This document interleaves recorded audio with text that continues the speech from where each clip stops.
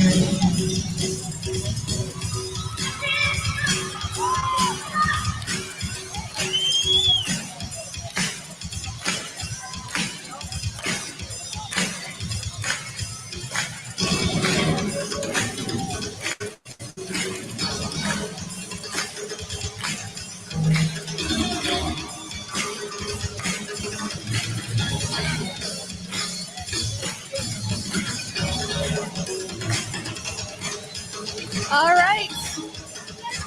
I wanted to start it off special this week because we are starting off the Purple Rain tour this week.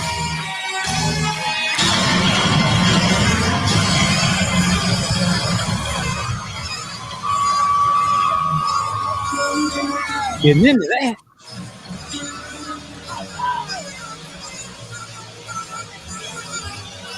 Thank you, sister. Peace, thank you.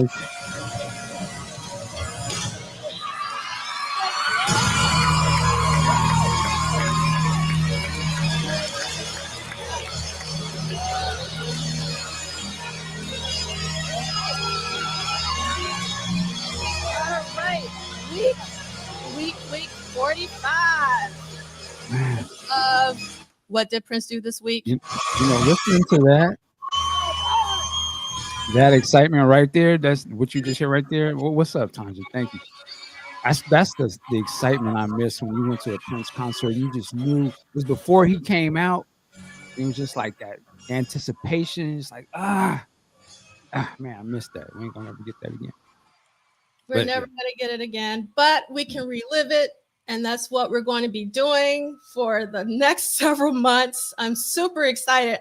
I actually got goosebumps. So first of all, I want to give a special shout out to D68A for putting one of the Detroit shows on. So it's in the accompanying playlist, but I got goosebumps listening to that show. But before we get into it, I want to do something else. If I can hit the right button. Let me see.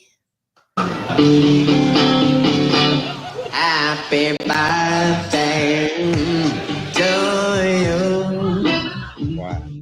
Happy birthday to you.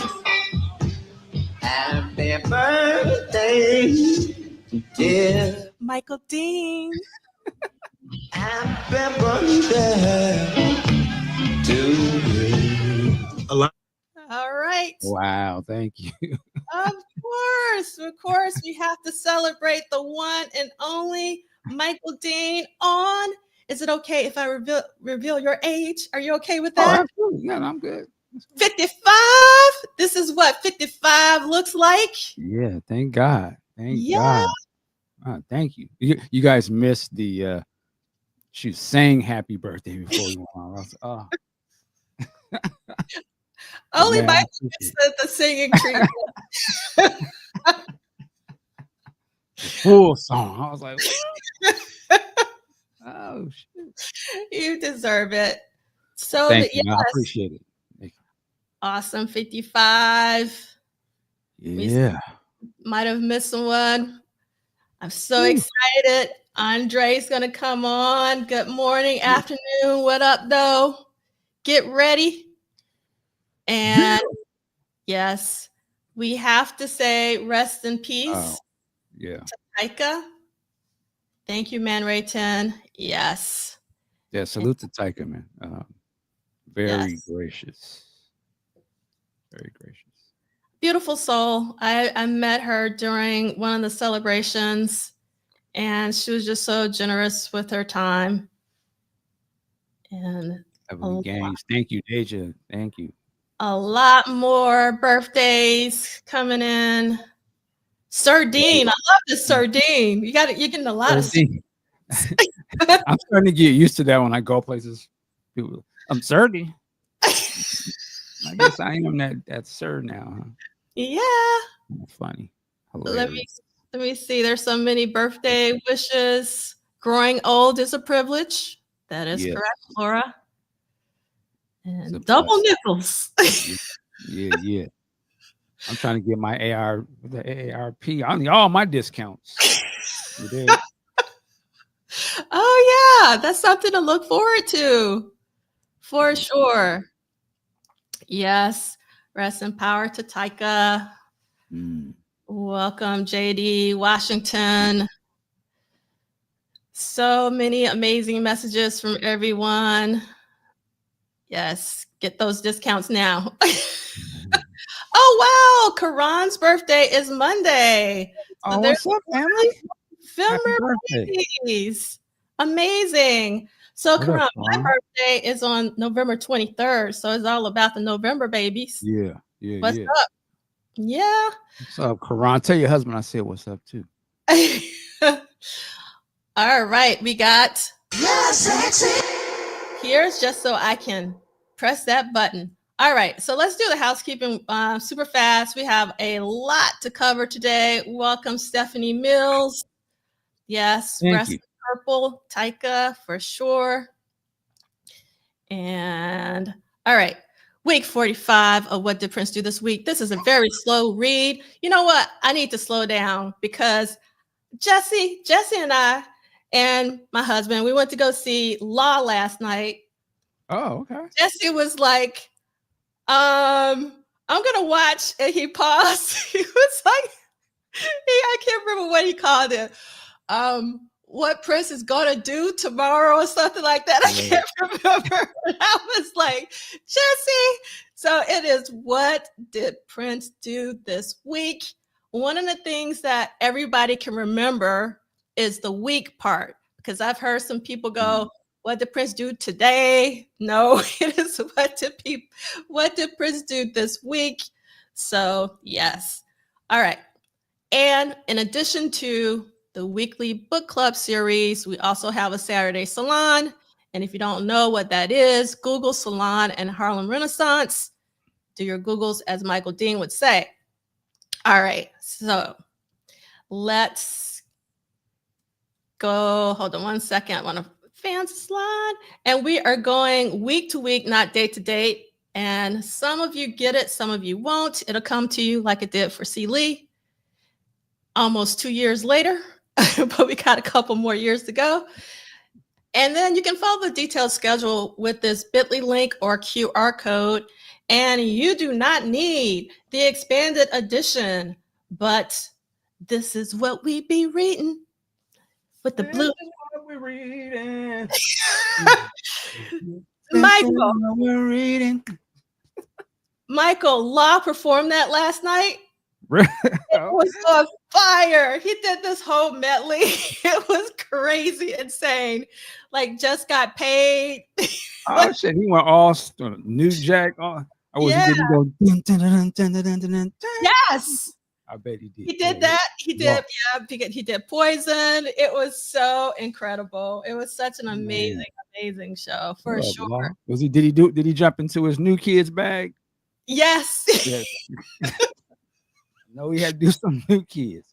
Yes, it was incredible. They did P-Funk. They did The Time. Wow. Yeah, they did The Bird.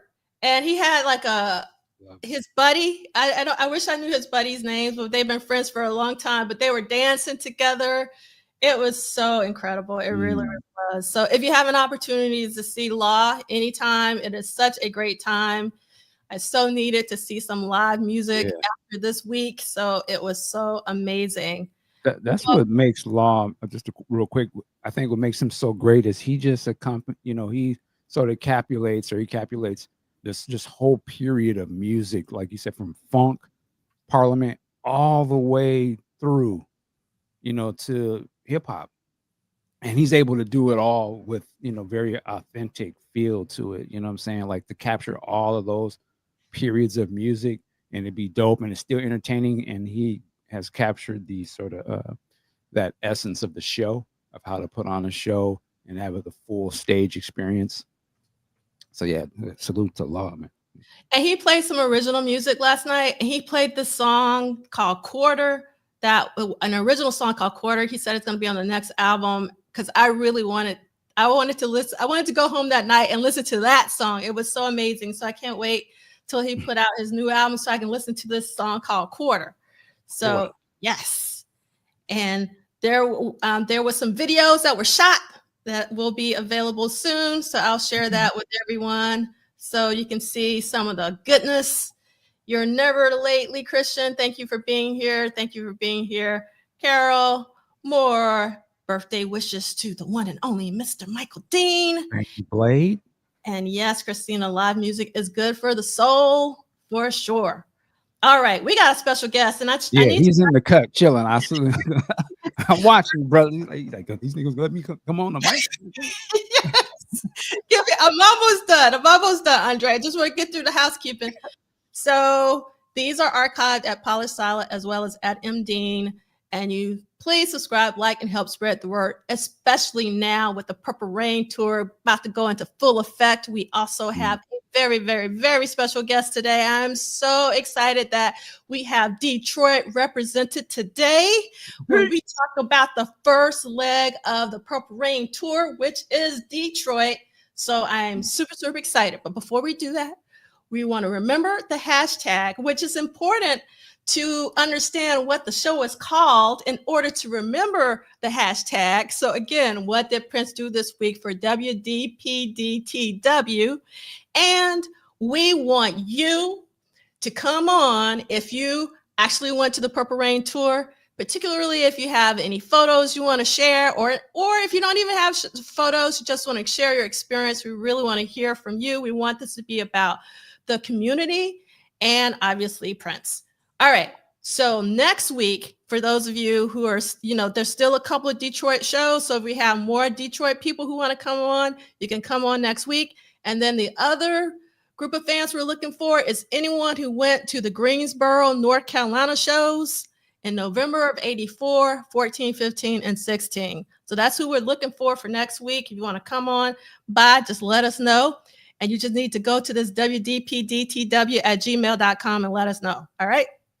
Okay, and the Estate of Prince Rogers Nelson is not affiliated, associated, or connected with the What Did Prince Do This Week book club series. It is an independent endeavor. We are week 45, episode number 96, inching very close to 100. 4 more episodes to go. That's right, Michael Dean. Outrageous. Yes. Where's our Emmy at? Or something got Yeah. Yes. Streaming participation. Yeah. So I don't know who Facebook user is. So I'm assuming this is Chris Robb, because I also saw Chris Robb. Chris Robb came to Law's show last night, and we also saw each other at another event that I'm going to talk about. Different, or maybe it's Law. I don't know who Facebook. There's a couple of different Facebook users I see. They're different people. Yes. So we see you though. Oh, okay. So Facebook user is saying it's Olga. So again, like I said, something's going on with StreamYard. So it might be a StreamYard thing. Lee Christian said that they listened to Tyka's album Warrior Blue this week. Lots of Ricky P and David Z on it for Warrior Blue. It's Law. Oh my God, Law. Did you hear how much I enjoyed your show? I hope that you heard that, because it was on fire like Mariah. And like I needed that energy. You brought it. I love that song Quarter. I want that song Quarter like today. It was so hot. And I Heard just you was cutting up, Law. I heard you was getting it in last night now. yeah, it was. A hot show. Scorching hot. It was so hot. Oh my God. I'm still hot from last night because it was such amazing energy. Okay.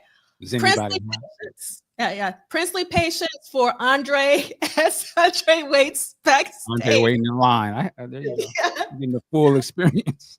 Yes. Ondrei's getting the full experience. He's like flashing back right now. I don't know what paper this is from, but I absolutely love it. And the byline says university students camped out in the basement of the Union last night following the announcement of 2 additional Prince concerts at Joe Louis Arena. Because again, there will be 2 more, 5 this week in 1984. And again, so 5 live shows. We had shows on Sunday, Monday, Wednesday, Thursday, Friday. And our special guest, Ondrai, sent us this amazing image of the Joe Louis Arena where the Detroit tour started off. And do you have like the clapping, bring on our guest music? Do you have that? Hold on. Okay. You got it? I got it. All right. Welcoming to the stage, we are so excited to have Detroit-ish Ondrai Staley in the house. Thank you. Thank you. Can you guys hear me? Yes. Okay. Good. Looking good. Bro. I didn't mind waiting because this is what I do every Saturday with you guys. Oh man. This is like Saturday morning cartoons for me. I love that. So one difference is like I would be doing chores, you know what I mean, and listening. So, but no, waiting is cool. I appreciate you guys. Michael, happy birthday. Thank you, sir. You know what I mean? 55. That made me think how my daughters and sons would look when they get 55. Because I can remember when my grandparents were 55, they looked old as hell. You know what I mean? So I'm not far behind you. I'm 53. So I think we look good for that. Yeah. You know what I mean? So with technology and all of these other things going on to make yourself healthier, you know, they may look younger than what we look when they're 55. Yeah, I don't want to take over the show, but I say I appreciate that, and I feel you. You know, I just think we are the representatives, descendants of our parents and the things that they fought for and worked hard for us. I think are somewhat less stressed in some ways. Appearance is a recipient of that. So I think my parents and my grandparents that made a way for me so I didn't have to struggle through certain things that they did to probably kept that stress off my body. You feel me? Yes. So yeah, man. I agree with you. Yeah.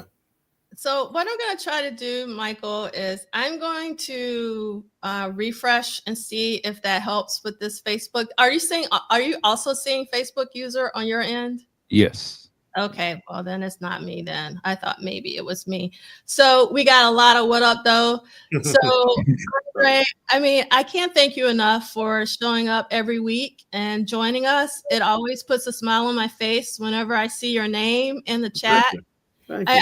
It really does, because I know how much that Prince loved Detroit, and I know how much Detroit loves Prince.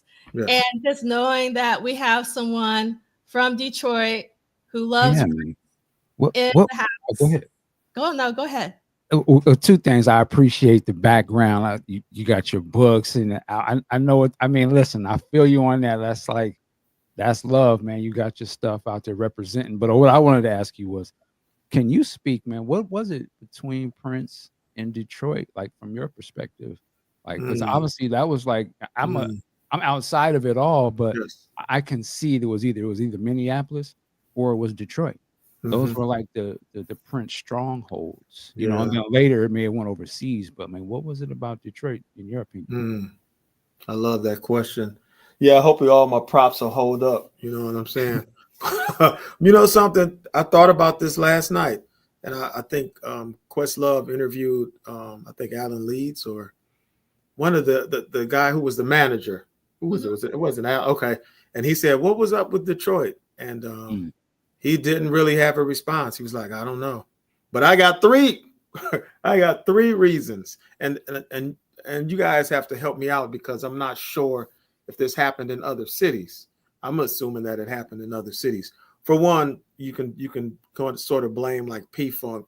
P-Funk was sort of like, Detroit was their hometown, and they were kind of like, that makes a lot of sense. They were kind of, that they infused rock and other genres, and they had wild stage antics and clothing. They had dudes in diapers. You know what I mean? So this one dude that, shows up in the bikini and with a trench coat on, that wasn't something that was foreign to us. You know what I mean? And the musical shifting. That's one. I think that's a minor part. I think the two major parts is just exposure. And this is where I need like your input on, did this happen to you guys? So there was the first, that's what they claim, it was the first Black television station in Detroit in 1975 called WGPR. Okay. And what they did, they had from 75 all the way to 87, they had a dance show called The Scene. I see these clips nowadays. Yeah, I see a lot of clips online from this. They had a dance show called The Scene, and The Scene came on from 6 until 7, and then there was maybe repeats later before this old school, before the television went completely off. So The Scene, that exposure of just having, they were really big on Prince. Like they really had like maybe one or two Prince songs, one song they would play per episode. And this is 5 days a week. You know what I mean? And 6 to 7 was prime time for middle school students, high school students who just got out of school. They relax. It's like, let's watch The Scene.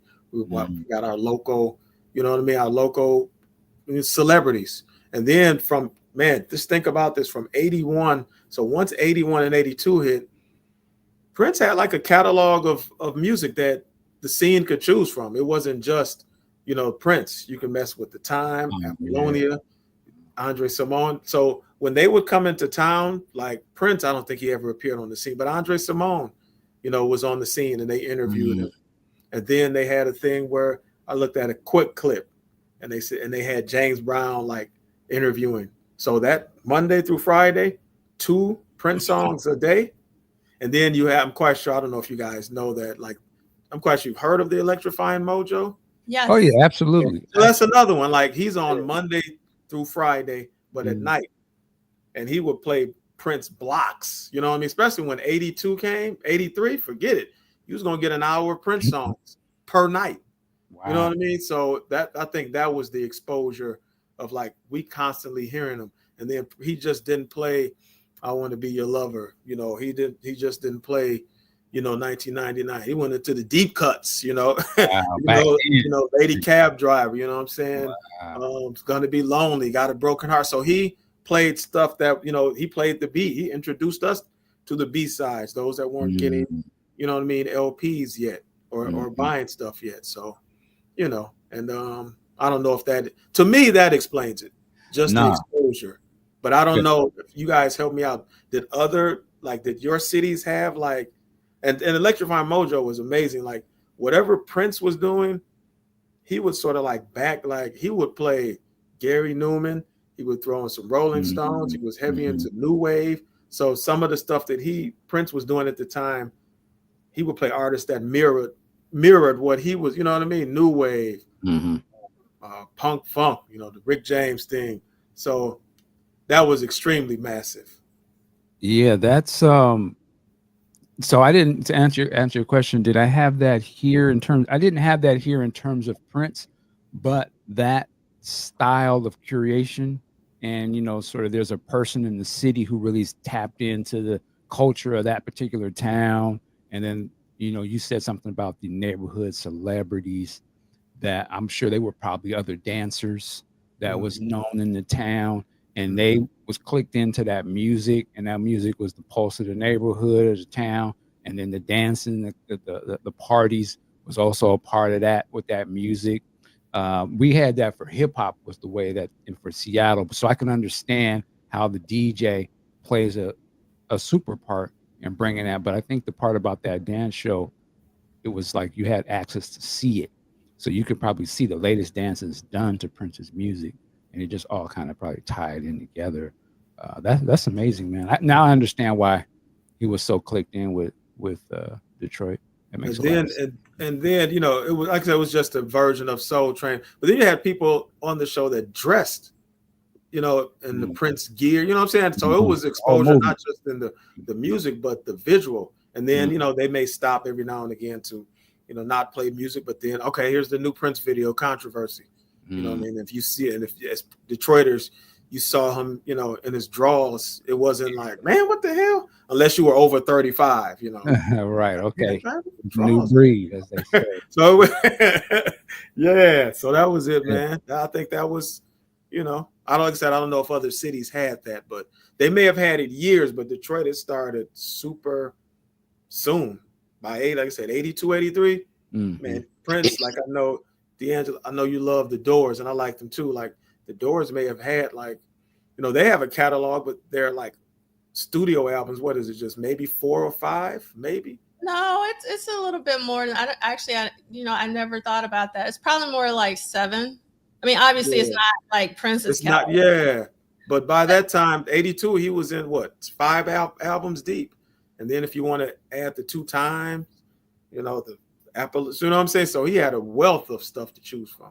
But that's my take on it. That's why I think he was so popular. And when he would come, you know, he would destroy the audience and people would want more. So, you know, destroy the audience. Crush it, annihilate it. You know, that's why, because you don't get that very. You could have the song that's hidden that everybody plays, and that song is the jam. But then if that artist comes in, plays it live, and as you said, destroys the audience. That's something that don't happen very often, where they destroy the live version, where you blown away from that, and I don't even want to hear the record. Like you want to hear the live. How many artists they don't have that kind of? They just want to hear the record. Yes. So this, and so the time, like even that, like the Mojo interview. I don't know if you guys, y'all know, you guys are super fans, so you know that. Where you at, bro? Yeah, I'm sorry. So even that interview, like, I don't know if people felt like Prince in the interview said that, you know, the time he was nervous and afraid of the time they were like Godzilla. Now in Detroit, that was felt like it was like, man, the time is way better than. I don't know if people, you know, got that after he talked about it, but in real time, people were like, yeah, the time is way better than Prince. What the hell are you talking about? You know, so, And one more thing about Electrifying Mojo, that interview, like, it's just so many, like, I never knew like there was a vault of music until that interview. Right. You know what I mean? So, and I don't know if people got that. In Detroit, I think we may have gotten that first, like, or maybe people already that was super fans already knew that there was a vault, but I don't know. I think you're onto something. I had never really thought about that actually. And like for me to answer your question, I grew up in Alabama, so we didn't have no DJs. And so my DJs were my uncles and my aunt, and that's actually how I got exposed to all music and got the music bug, is actually from them playing records. And even when I moved to Atlanta, my mom remarried, and I moved to Atlanta when I was 8. I didn't listen to a lot of radio unless I was in the car. But like, I don't know, the V103 is like one of the biggest stations in Atlanta. And there was like, obviously Prince songs, but it wasn't like what I heard with Electrifying Mojo, where he would actually play entire albums, you know, or like really doubling down on the B-side. So I do think that Electrifying Mojo is like really important for Prince in terms of just like, we didn't have social media back then, but obviously there was a lot of migration, you know, like I'm from the South, but I would have family come from Ohio, Dayton in particular, which is the funk capital of the world, in my personal opinion. You know, you can fight me on that.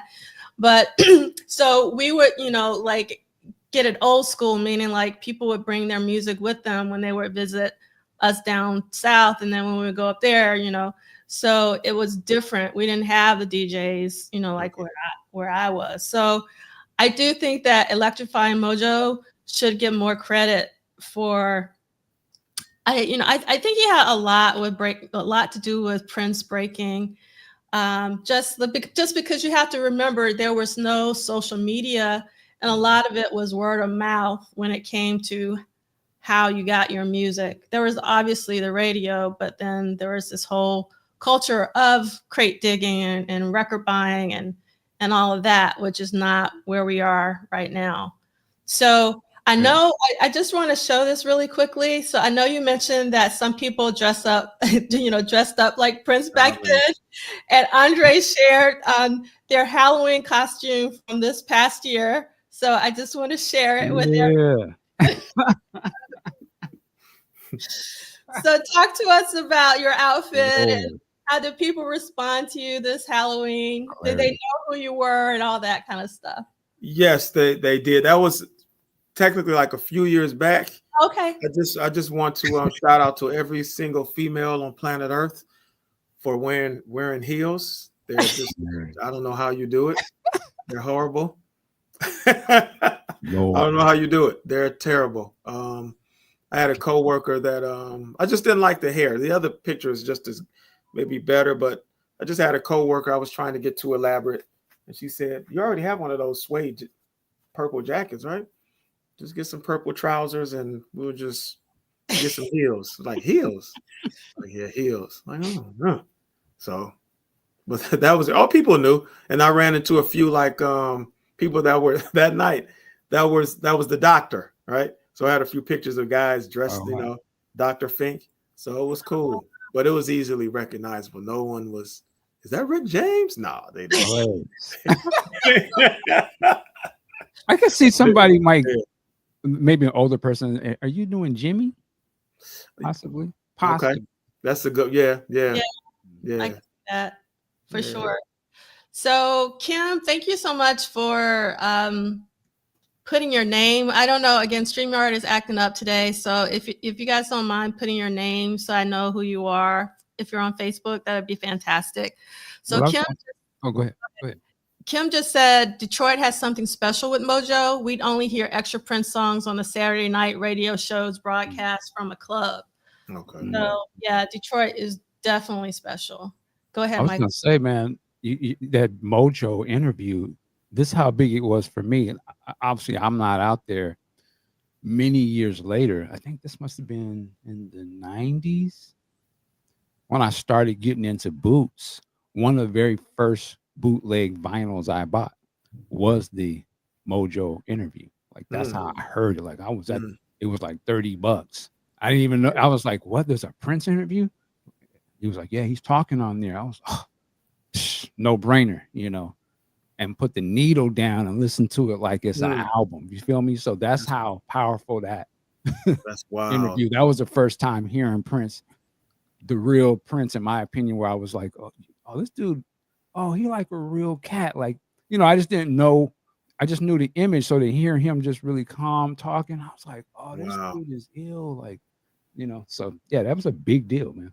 Absolutely. So that's making me feel extra special about Detroit because, we heard it in real time. My brother, who was 7 years younger than I, he said, we have a special guest. It seemed so impromptu, and I'm quite sure Prince's handlers called him and said, hey, man, we want to set up something. But it seemed like it was just spur of the moment. And I just told my brother, hey, man, go get a tape. So, we had the little cassette player, and I think I still have it around here somewhere. Wow. That's amazing that you said it took you years to and $30. Yeah. And bought it like it was a record to me. You know what I'm saying? Like, I guess in the same way when you think back the previous generation, they would have the Malcolm interviews. It would be pressed as vinyl, or Martin Luther King's speech. That was on vinyl. That was a record you bought, and your parents played that. Y'all, and you memorized that because it was just a record, but it was spitting game. That's wild. Yeah, we got that boy for free. But that's special. Like once again, thank you guys for letting me know, even in the chat, like I said, I didn't know what was going on outside of Detroit, but now I'm starting to see like Detroit was a rarity of what we had. So yeah, for sure. So before we get into your Purple Rain tour experience, talk to us about how did you get into Prince? Like when did you enter Prince? Who like introduced you, or did you stumble across him? Talk to us about your Prince origin story. The shirt, you know what I mean? Like he was on, we knew about him from I Want to Be Your Lover. Just the shirt alone, I mean, Detroit alone, like he was on the radio and he was, hard to escape. And then I had some older cousins they weren't too old. I mean, 4 years older. They were super into him, He was almost like it seemed like between Dirty Mind and Controversy, he was almost like a cult figure here. You know what I mean? Because he wasn't super massive, you know what I mean, yet. 1999 didn't happen yet. So getting into him, riding in the back of the car, listening, to the radio, my mother playing him, so it's funny, man. It's almost like asking me, how did you get into Motown music? Like it was just there, you know what I mean? You can't really answer that if you're from Detroit. It's just it's in the water. It's in the airwaves. Yeah. You know what I mean? So and to double down on the scene and Electrifying Mojo, they just sort of like kept it going. They just said like, hey, this is not really a fad. If it's a fad, then and he only has 5 albums, the Doors weren't a fad. This is, you know what I mean? So wow. It was just there was no searching. People like, yeah, my little, I'm 53, so that time I was, seeing it in real time. So there was no having to search it out. It was, it was just part of growing up in the city. You were going to hear it. You were going to have debates about it. I remember, yeah, man, like they would play some risque stuff in the daytime. Like I remember playing football in the daytime and this guy had a big boom box. It was like 82, 83, and they were playing on the radio, Lady Cab Driver, the whole thing, the ending, you know what I mean? Wow, and one dude was like, man, he tearing her up, So this was just talk about we thought that stuff was real back then. Yeah, it was just natural, you know what I mean? Listen, another thing. This was when they had talent shows. I don't know how she couldn't, and you had to audition for our music teacher. And the music teacher was this girl named Monica. I remember her. She was going to do a dance routine, and her song was Lady Cab Driver. Lord. And she did her whole dance routine in front of the class to Lady Cab Driver, the whole hookup. And the teacher, she just let it play. But obviously she didn't make the cut. But that stuff was just normal. It was here for us. You know what I mean? That's so funny because, that was with the younger people. Like Prince was that thing. Like he was the thing that was hidden, but it was also like, it was not risque wasn't the word, but it was just like, yo, you don't know, but I don't know if it's a little edgy, you know what I'm saying? But we was doing that as kids, and the talent show thing was a thing back then. Like it was always a talent show. It was always somebody doing the time. You know what I'm saying? His music and his look was such a part of that time. Like it's just so funny to hear it now, thinking back, but yeah, I can imagine, man. I mean, shit, you can see Sheila right here. Like that was the look, That's one of my favorite Black Beat covers. I love the Black Beat covers. But unfortunately I cut all mine up, yearbooks and different things. I just wasn't thinking. So it's good to see intact. There's a book behind you. It's kind of got a yellow, white. Is that Prince of Pop Life? Is that one? I'm scared, man. My props you about to make on my damn. This one right here? No, go over. See where you got. Keep going. The next one. That right there. Right here. Yeah. Oh man. Yes. Flashbacks. Yes. That was one of my first ones I ever read. One of the first books I read. Man, really? Got them all. Okay. Yeah. Remember that? Yeah. That's what's up, man. So Yeah. All right. So my Purple Rain story, I hope I don't disappoint you. You won't disappoint me, but before we get started, was this your first Prince tour?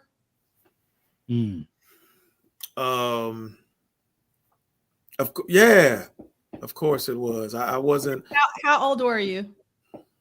in 84. What was that? 13? I think I was 13. Yeah, I think so. So I would always see him like, yeah, hopefully I won't disappoint you with my story, but You will not disappoint me. I regret it to this day, man. But but I would see him like he was always around, man. I would see him like in the papers. That's some old school stuff. Like see him like, the advertising the 1999 tour. I don't know how many times he came here for that. I know he was in Ann Arbor a few times, but I just never pulled the trigger as far as going. But I wish I would have went to the 1999 one. But they were cheap.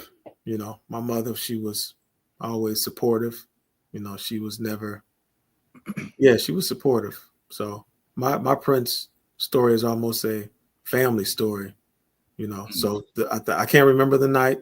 Like I said, here's the disappointing part.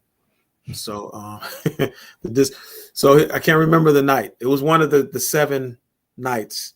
So my stepfather, he was in his younger days, he was confident and brazen, and he was a street dude. He sold, he would sell wares, maybe some chains or something like that. I don't know. I'm quite sure they were fake as hell, but he wouldn't make it happen. But anyway, we went down to Joe Louis Arena. This is the disappointing part. I'm sorry. We went down to the Joe Louis Arena, and he was like, "Come with me." I was like, yeah, "Okay." He's like, we're gonna go see Prince tonight. I'm like, "What?" Hey, for real? I was like, "You got tickets?" Like, "Nah, but we getting in there." I was like, "Okay, let's go." So, but mind you, concerts were never on my radar. My first official concert was 85, but it wasn't on my radar. But he said, "Let's go." So he parked his car. He had his stuff. He was talking to a few people. He, sold a few, of his items. And then we went to the Joe Louis Arena. We went up those, as you see, those long stairs. We went up the stairs. There was a security guard there. He was like, "Yeah, man." He was tall. He was a real man. The silver tongue. He was like, "Yeah, you spit. We lost, tickets." He was excited. We tried to lead you up the stairs. We was excited. I think, we were in here, but then he lost his tickets. We just need to get back in here. And man, that dude opened the door. Yeah, shout out. But then he looked at me and he said, "Is this true?" What you think I said? Game up. God damn it. I said, no. What? And my stepdad was like, "Oh, man." He's like, but the door was, look, we can hear the music going. It was early in the set too. It was like, I think it was Let's Go. Man, it was super early. So we were there. We would have saw the whole concert. But he was like, man, but he knew I was kind of like, I wouldn't say innocent, but I wasn't that type like that. You know what I mean? Nah, yeah, I feel you though. But that was good. I regret it to this day. But the door was open. You saw purple smoke coming through the door. Heard the music going. Like, yeah. But something in me was like, "Nah, we didn't." Gotta tell the truth. Well, you're a good kid. That's all. Yeah. So I'm sorry. That's my story. Damn. Yeah. That's crazy though. Did you get a whooping? No, he was just like, "Dang," but he was like, "No, that's all right." He wasn't super, because he wasn't really a Prince fan, but he knew, financially it was a win-win, especially if he went in Joe Louis and had all his gear. Yeah. Man, it would have been over. That's hilarious stuff. Yeah. Man, so Andre, Man Ray 10 says, Andre. Yeah, Damn. Yeah. Yeah, man. Oh man. Yes. What up, Carlos? Sorry for the disappointment, but No, it's man. It's not disappointing. It's actually I love the story. I'm gonna tell not a similar story, but I'm gonna tell a story to ask a question of you. Mm-hmm. So I went to Georgia Tech, and Pink Floyd came to Georgia Tech, and I really wanted to go, but I didn't have enough money. but we had like an open air concert. So I literally sat on like just on the sidewalk and listened to the entire concert because I couldn't afford to go in. So did you guys stay and try to just like hear the muffles, or did No, we didn't. Oh, My stepdad was like, "Listen, this people circling around. It's time to make money. Then we're gonna go home." Like, He was that's cool. But I loved being in that aura. Being in that, seeing the fans, people, getting excited. Even just him alone. He was influence on me as far as just the confidence and like, what is this guy gonna do? Say no? He's not gonna say no. You said no. So you know what I mean? So seeing him, do his work and not being afraid and living a life of bravery. I appreciated him for that. When did you get to finally see Prince live? Curious. You said 85? Listen, I admire you guys. You guys have seen him 20, 30, 40 times. Man, this is enough. Man, please don't take away my Prince fan. I hope you're not going where I think you're about to go, but listen. So once again, Prince for me is like a family story. Like when he played at the Kobo, but I'm gonna follow what you said, Mike. I got to know where I'm at. You guys know the Kobo show. 86. My mother, I told they were pronouncing it on the air, real time. I told my mother, like, hey, can we go down there and get some tickets? Super supportive. We went down there, but the tickets, we were in line for about 15 minutes. Some guy came out, screamed, tickets are sold out. It's like, dang. But once again, I appreciate my mother driving down there because where we stayed, Kobo was about a good 15-minute, for the Masonic Temple where they're selling the tickets. So, that's what's up. No, but I don't want to cut in, but now as a parent, I can feel like I can understand your mom being like, she probably was like, it's way out here, but that's what my baby want to go. He want to go see some Prince. The effort to go take you all the way out there. That's the point I'm saying. Like the effort of that is a big deal. Because nowadays we just get online, it ain't no thing. Yes. Oh, it's sold out, baby. But your mom actually drove y'all went out there and stood in line. That's a big deal. Yeah. Salute to your mom. So when the Love Sexy album came out, I wanted to get that. And she took me to get that. Didn't bat an eye at the cover. She was just like, it's just Prince. He ain't in draws, but he ain't cool to make it either, So, and unfortunately, man, every time you guys talk about so many things you've experienced, I don't feel bad, but I feel like, dang, man, I should have. Love Sexy. So his popularity was kind of going down in Detroit a little bit. So the tickets weren't as hot, but they were ready and available. And I just didn't pull the trigger on it, what was the other one? I think it was Musicology. Man. That was another one where I could have went to. It was $50 where I was at. People knew I was a fan, and they were like, "You going?" It's like, "Yeah, I don't know, I may go." So the only time, one and only time, this hurts me to say it. The one and only time I saw Prince, man, was it 2015? Okay, I think it was 2015, and I was still cheap to pay for it. I went down there. It was a small show. It was at the Fox Theater. I was the box office was still open. And they were like, okay, $100. I was like, damn, that's kind of expensive, man. Like, yeah, I'm gonna pass. So there was a guy from Cincinnati. This one I saw the fandom was really serious because a guy drove from Cincinnati, and his white guy. And we were talking. And he was telling me about the shows, and he drove all the way up here, and he was like, "Man, we're gonna try to get in here." Like, really? Like, yeah. So we went to the side of the venue, and like, man, we can sneak in. It was like one of them old rock and roll shows where you're trying to get into movies, where you try to get into a venue. They got one called Detroit Rock City. That's what trying to get into a Kiss concert. But anyway, a couple came out of the side door. I guess the girl was sick.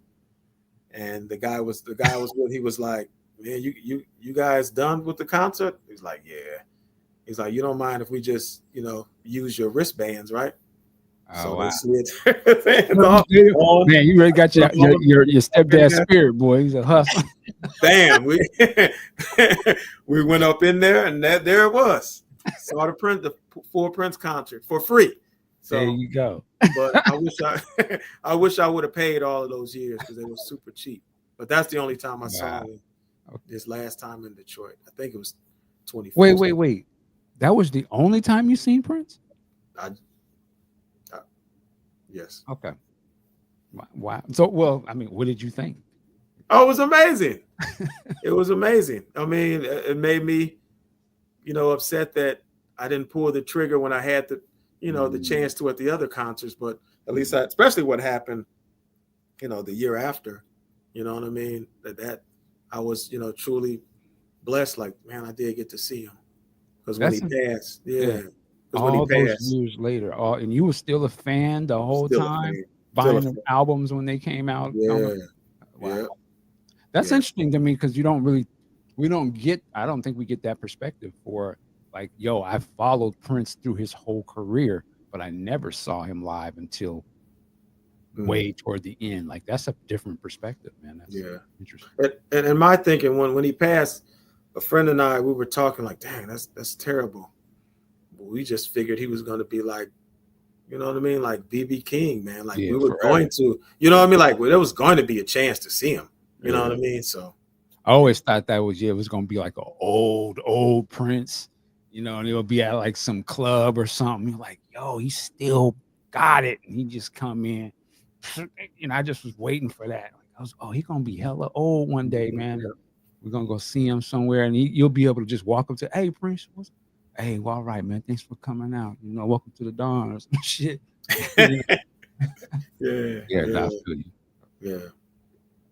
Yeah. So this one time, unfortunately. Man, one time, I guess, hey, it's still the same impact. I mean, you look behind you, look where you at. I mean, it doesn't matter, right? It doesn't matter how many times we see it or you felt it, man. You was a part of it. So yeah, that's interesting, man. Sure. Yeah. Thank you. You're muted. Muted. I just looked it up on Prince Vault, and it was April 9th, 2015 at the Fox Theater. Yeah. And it was with Third Eye Girl, and Cassandra O'Neill was there, Liv Warfield, Saida Wright, Ashley J. and Marcus Anderson on sax, Keith Anderson on sax, Joey Rayfield on trombone, and Lynn Grissett. So what do you remember about being there? Because the only reason why I asked that, because I remember different things when I think of Prince concerts, and it's usually never Prince for whatever reason. Yes, funny. That's funny. Yeah, because like, when I think of the Purple Rain tour that I did go see, I think of Sheila before I think of Prince. I went to the 1999 tour. I think of Vanity 6 before I think of Prince. Yeah. I went to the Welcome to America tour, I think 5 times. And what I remember is the stage. And I remember the opening acts. It's so weird. Like memory, at least my memory, is super weird in that way. And it just sort of fixates on the most weirdest things. So when you think of seeing Prince live at that moment, like what are your memories of that? Like what comes up for you? I would say that the Detroit Rock City comparison. Like I said, there's a movie where guys trying to sneak in. I think of the guy that I was with. We stayed together, and then once it was ending, we departed. I do remember the ladies on the stage. Like it seemed more like really elegant. You know what I mean? Like they were, and I love what you guys always say. Like the dancers are a part of, the thing, and you saw that in the on stage there. I remember him playing the intro to Darling Nikki. And then he said, "Detroit, are you crazy?" Because he wasn't going to play. He stopped it right then. He played it, and the crowd was like, "Oh, he's about to play!" And he was like, "Come on, y'all. Y'all know I'm not doing that." And, and I do remember like the last song, like just seeing how like the risk taker that he was. Like I think it was like 15 years before he did a concert in Detroit. So that was him coming back. and like the risk that he took. Like the last song was "The Love We Make." That was the closer. You know what I mean? So I remember that. Like, dang, okay. He didn't end it on Purple Rain. Right. He didn't end it on, you know what I mean? Like the standards. So I remember just the risk taking, the playfulness, the ladies on stage, the elegance, you know. Wow. And the audience just enraptured, man. It was fun. You know, like I remember no one was sitting down. So, you know. So I know that you weren't at the Purple Rain tour that long, but do you remember anything about the crowd? Like, do you remember like thinking something like, you know, these people are dressed weird, or it was just so quick, it was like a whirlwind that you didn't really like retain? I did notice it. I just noticed that it's funny that you said that. Like I noticed that there was just a lot of people dressed like him, or the ladies dressed like, you know, Apollonia 6. There wasn't a lot of time on people dressed like the time. You know, I knew the audience was because we walked through and had to go up. We saw a lot of, you know, people there. The audience was, you know, a lot, you know, more Caucasian. You know, I remember that. But I remember, like I said, the dress, and it was people trying to replicate what, you know, what's going on in the movie as far as the wardrobe fashion.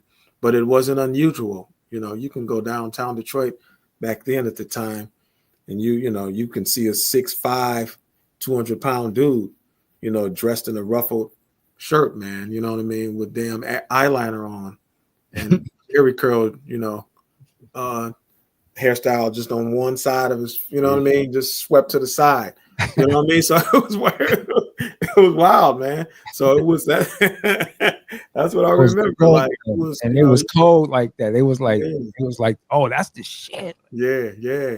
Imagine that. Yeah, he broke it down. A lot more guys became super like pensive, you know, with their mannerisms. You know, you would be playing Atari with some dude, and they would be on they kid shit. You know, just.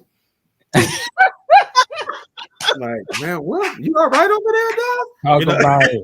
Talk about it. You know, you know, and then, you know, you ask them if they are right, they'll give you a one-word answer or just a bat of the eye, like, I'm good. You know, so I'm like, these mugs, man. But yeah, it was ever present. You know, that's what I want to reiterate. It was, man, Detroit, it was. People replicated that thing, man, really hard, you know.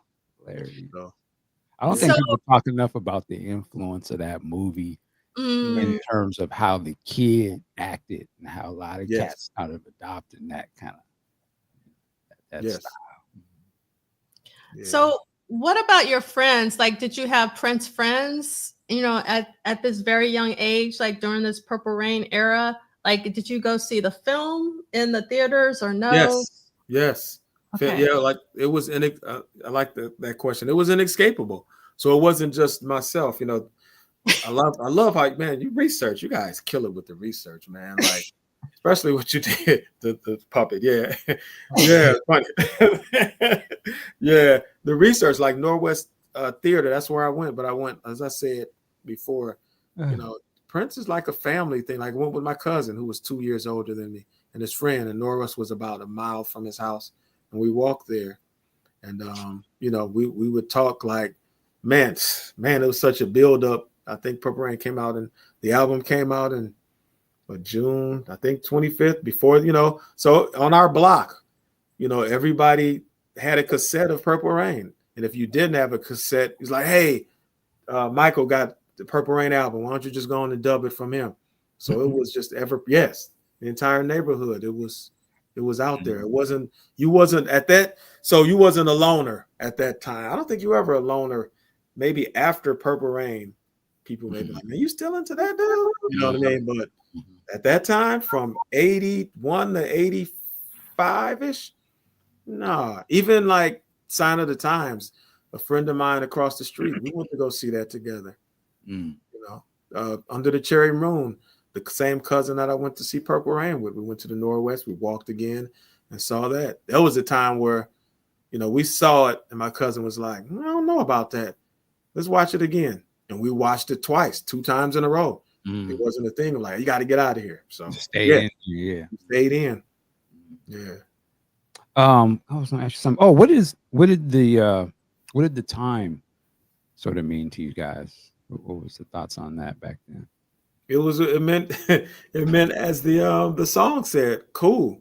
It meant a coolness. You know what I mean? You had guys. So in high school, in elementary school, I don't know what happened in high school because the time was big. I wasn't there yet. But in elementary school, you had guys with the baggies. You know what I mean? Rocking those things. That is so cool. They were cool. They represented a coolness. They represented the Prince rival. You know what I'm saying? We loved Prince and we knew that he was eccentric, but we felt the time was a little bit more street. You know what I mean? Like more down to earth. Relatable. You know what I mean? They didn't have draws on, man. Everybody, if you wanted to replicate Prince, you was gonna be brave as hell. You know what I mean? Right. But the time you could replicate their thing, you know what I mean? And you know, there was no ambiguity. There's no ambiguousness about it didn't appear that there was any ambiguousness about their sexuality. So a lot of guys would gravitate, you know, Prince left the door open and some people may have, you know, been afraid to really embrace him like, you know, they did at the time. Cause that, you know, even that little thing about the what was that? The walk, the album version, and walking was that Vanity's walking with, and you know what I mean. So you know, people, man, we loved it. That was like, yeah, they getting girls, they getting women, boy. You know what I mean? So you know what I'm saying? We looked up to that. You know what I mean? Yeah.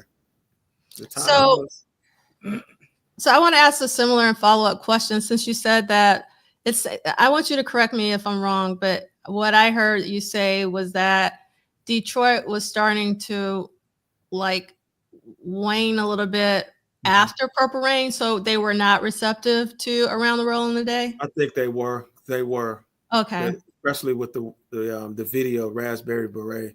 Okay. I don't know if because I wasn't as receptive, and I've been on record saying I'm not that much of a fan of Around the World in a Day. But I think why do you think? I always felt that Prince's albums had an energy to it up until that point. You know, some of the songs are a little bit like mid-tempo-ish. You know, they're not like even out of the gate, man. Like every dang on open. I can't remember the first album. Every opening song was out of the, you know what I mean? Like, bam, I Want to Be Your Lover, Dirty Mind, followed by When You Were Mine, Controversy, Set, you know what I'm saying? Out of the gate, it was like, so this one took a little bit more time, you know, Purple Rain out of the gate. It was like, dang, okay, we're off. We're at 100 miles per hour right away. So I think it took a minute. So if we're going to compare the speed thing, you know, those albums were like, you're doing 120. And Around the World in a Day, you know, you doing 55 on the slow side of the highway. You know what I mean? So that was my thing. It just didn't that mid-tempo-ness, man. It didn't have man Michael, I need you guys, man. I love it. Man, I pay attention to you guys. I love that thing that you guys did. It was a while back where you did an alternative universe. Like, okay, what if Prince didn't do release Around the World in a Day? What if, you know, you guys compiled like songs that he could have done before that? So that maybe that was a thing too. We were wasn't waiting for the next Purple Rain, but maybe waiting for the next Erotic City, man. You know, waiting for the next East Side. You know what I mean? That energy. I like Around the World in a Day, but I don't dislike it. But some of it, you know, just the slower tempo, and I know what he was getting at. I appreciate that. I mean, I don't know if you see Beatles' second favorite group right there, but I appreciate the attempt, not even attempt. It was the success and the fact that he was able to, you know, continue to evolve. I like the evolution, but Yeah. that don't mean I had to love the album, you know. No, Yeah, no. Yeah. you can, you know, it's the thing where it's like, you know, if you can imagine, it's like, you know, your favorite thing, and you always know that it's coming like this, and it's great every time, and it's like that's what you love about it, and it's that you know, it'd be that it was what Prince was. It was that guy who made all them funk jams, who had the streets on lock. Everything was a burner. Every song was a summer Yes. jam or Yes. whatever. And then, you know, they got famous, and he flipped it up, and he came back at you on some, hey, brother, and in a good way. But it was just totally different than what, you know, it was like, hey, this was the cat that was at the club where we was getting the, hey, you know, we was getting our freak on. And then it flipped. And the first song, like you said, that set the tone where it sounded like you was like going through Arabia or something. And you was like, yo, what is this? Like, I thought we was about to turn up. It was just a shift of, you know, being more artistic. But I can see in the moment how that's such a tonal shift, particularly in Black music we're not used to. Yes.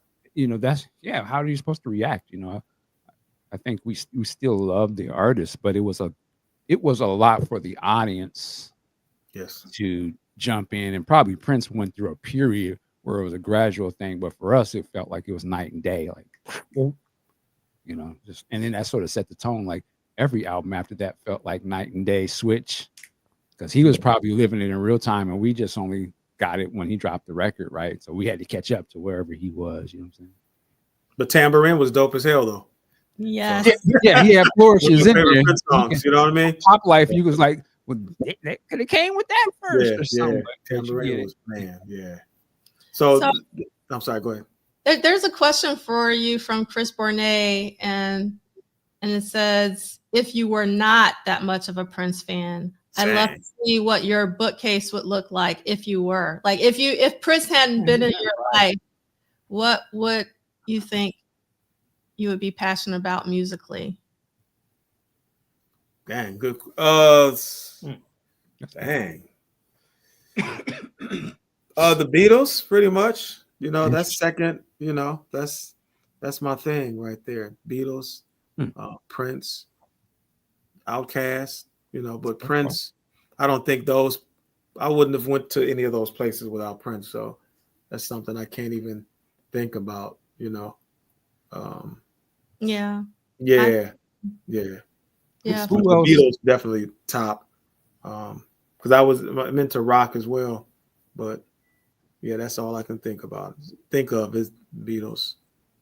But I was gonna say, I'm sorry, David Bowie. Yeah. Dang, So I'm sorry. All right, David, you know what I'm saying? Chris has a follow-up question for you. How do you love the Beatles and not like Around the World in a Day? Dang, Chris, you gonna do me like that? Listen, so I like that. So when I listen to the Beatles Sgt. Pepper's Lonely Hearts Club Band album, I will admit there's about 5 songs that I listen to. I'm not a fan of that entire album. It's to me, some of it is just too dance hall-y. You know what I mean? Some of it is like, yes, it's a dance hall, British, you know, before pre-war era sounding, but the first 3 songs are great, and then I flip it over. The last 3 songs are great, but I'm not too much of a fan of that. And just because I love the Beatles doesn't mean I love Sgt. Pepper's. It's cute, but I'm not. You know, I would rather mess with Revolver or the White Album or Abbey Road before Sgt. Pepper's, because yeah. Were you into the Beatles back in the day? Yes, sir. Oh, you so were? Yes, sir. So that, man, there was like, I was into Prince first, but then the Beatles sort of came second. So about 86 is when I first brought my first Beatles cassette. What got you to move into that? What exposure to, just like the once again, my mother, man, like, okay. So we had the Beatles cartoon, right? So, you know, and every time we would go somewhere, like a mall, my mom would let me go to the bookstore and you would see this. Right. You know what I'm saying? I'm like, what the hell is all with the Beatles, man? What's all of this stuff? You know what I mean? So I just, gave it a shot. And at first, I went easy, the 20 greatest hits. That's what I went with first. And then I just traveled from down there, But I, once again, without Prince, with just that rock thing, I wouldn't even ventured there. So it's impossible for me to think about, going into any other artist other than, without Prince. Yeah, Prince has done some great things. The house that I'm living in, it may sound, exaggerated just because of Purple Rain, super quick. Like my mom, man. I talked to her yesterday. She's still alive, but after Purple Rain, man, I was like, Mom, I got to get a guitar. She was like, for what? You ain't gonna do nothing with that, man. You ain't gonna do nothing with that.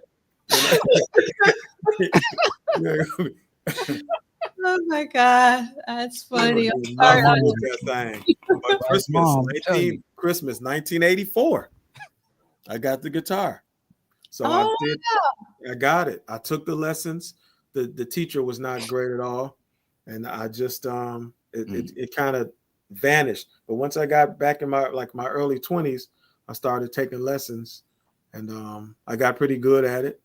I did an ad in Craigslist. They needed a guitar player for a church band. And I went and I was there. And I got good with the family. And this was during the housing crisis. We had to leave our house. And the guy in the band, the main guy's like, man, we have a house that, you can rent for us, or if you want to buy it for us, it's here in this location. We'll give you a good deal. And here we are 12 years later. Wow. I don't know if people are like, man, that's not due to Purple Rain. It is, because if I wasn't playing instruments, I would have never met that dude. And if I would have never been influenced by Prince, I wouldn't even wanted to play an instrument. So wow. It is. Yeah. Thank you for that. So, Andre, I want to end with this comment from Panic Survivor. And this is from a long time ago, but I started. So it says, even if you only get to see Prince once, that's one more than a whole lot of folks got to see him. So don't feel bad. I think you should remember that. You did get to see him. And you're welcome to stay on, but we're going to be going for a while. So you can stay on, you can hop off, like whatever you want to do. It's up to you. But I want to just thank you so much for coming on. Yeah, man. Thank you. That being here in the chat every single week, it really warms my heart. So thank you, Andre. I appreciate you guys, man. I love what you guys do.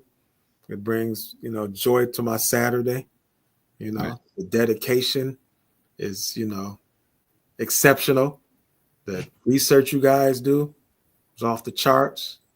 And I'll be a supporter. I'm still waiting. Michael Dean. Oh, yeah. You thought I forgot. You know what I'm saying? I haven't got the Diamonds and Pearls review, man. Y'all must be like, that's trash. We ain't gonna do it.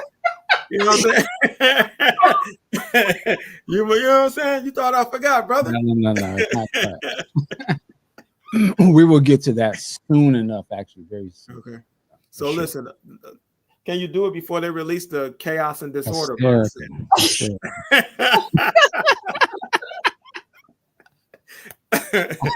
I hear you. Absolutely. And if you ever need help, Big brother, Sexy. if you need help, I'm available. So yeah. That's okay. Now, so when y'all see him on this show talking crazy, y'all gonna know why. See, he said he wanted to get in. So absolutely, we get that going. I appreciate you guys. I think I'm gonna rock some chores. That sounds good. Okay, could be a comedian. I'll try. My kid, not to my kids though. They're like, man, that one's funny. Hilarious. They do the Prince thing, like, you know what I mean? I gotta ask you this question before if you're not leaving. But so I'm curious, what do your kids think about Prince and you being into Prince? I'm not. I think they love the fact that I'm not afraid to express what I love, and hopefully that rubs off on them, you know, and they know it's not a a faddish type thing. Or I mean, real quick, that somebody on my street taught me WWE was wrestling, WWE. We were into the wrestling when we was younger, and we died. It died out. And there was one dude still holding on strong with the wrestling belt. He was like, "Man, what the hell are you doing? This over." And he was like, "Man, there shouldn't be anything wrong with expressing what you love." And that shut me down. I'm like, dang. So I think whether they think it's weird or not, I think that idea of like, this is what you love. And, even my wife, she was like, "Man, you spend a lot of money on these albums and stuff." But she was like, "Hey, this is what you invest in. If you love it and it brings you joy, why not?" So hopefully they get out of like, don't be, what I'm saying? Like, don't be afraid to express what you love. Don't be confined to like somebody may not like that I like this. No. Express it. I felt that, man. Yeah. And salute to you and your family, man. Thank you. Good brother. Yeah, appreciate you guys, man. Yeah. Yeah. So thank you so much, Andre. Get those chores done, and I'm sure we'll see you in the chat. And you got a lot. Thank you, Andre. I don't know if you see them in the comments. There's Good to meet you, man. Good to meet you. Good meeting you. Yeah. All right. You guys have a good Saturday, and thank you, everybody out there in the chat. Bye. All right. Peace. Peace. Thank you. All right. Quick question for you. What are we about to get into? We're going to get into the tour. And I have a lot for the tour. I could probably do another 30 minutes. Yeah. I hate to leave it like that, but no, I totally understand. But I'm committed because it is the first week of the tour and it's just a lot of information. But I'm not going to probably get through everything. So stay as long as you can and we'll just work it out that way. So you're never late, Vanessa. Thank Vanessa. You just missed Andre. We had Andre Staley on here from Detroit. So you'll have to watch that because we had a lot of laughter and love. All right. So I think this article is from the Village Voice. It's definitely 84. I think it's November. It could be October. And so, Ricky, we don't have time for rave. Like I said, like it's like Ricky coming. Hey, you did the anniversary of rave. Yes. Did you just hear me say that we got, you don't understand how many slides I got and reviews I need to read and all that. Okay. So this is Nelson George, and I'm not going to read the whole thing. What I want to read from this is the last two paragraphs of this, and the name of this article is Purple Rain Tour Hits the Road. If anyone knows where this is from, I really think it's the Village Voice, but I'm not certain. Please let me know. That's one of crowdsources. So it says the tour promoted by Dick Klotzman, Jeff Sharp, Quentin Perry, and Billy Sparks could potentially have demanded prices of $20 or more. Instead, according to Chuck DeBow, director of marketing for Prince's management firm, Cavallo, Ruffalo, and Fargnoli, the high end will be $17.50, except perhaps in cities like New York and Los Angeles, where union fees and other expenses could drive it up a little bit. DeBow or DeBow won't make any comparisons between this tour and the controversial $30 across the board pricing of the Jacksons' Victory Tour. He does, however, note that Prince's stage will be visible to all 360 degrees of the arena so that fans behind the stage will be able to see everything. So this is interesting. I really wanted to read that because $17.50 was a lot of money back then for people. Right. But then also reading that the Victory Tour was $30, like across the board. What I think that means is that all seats in the house were just $30, no matter where you were. That's how I'm interpreting that, unless someone else knows different about that.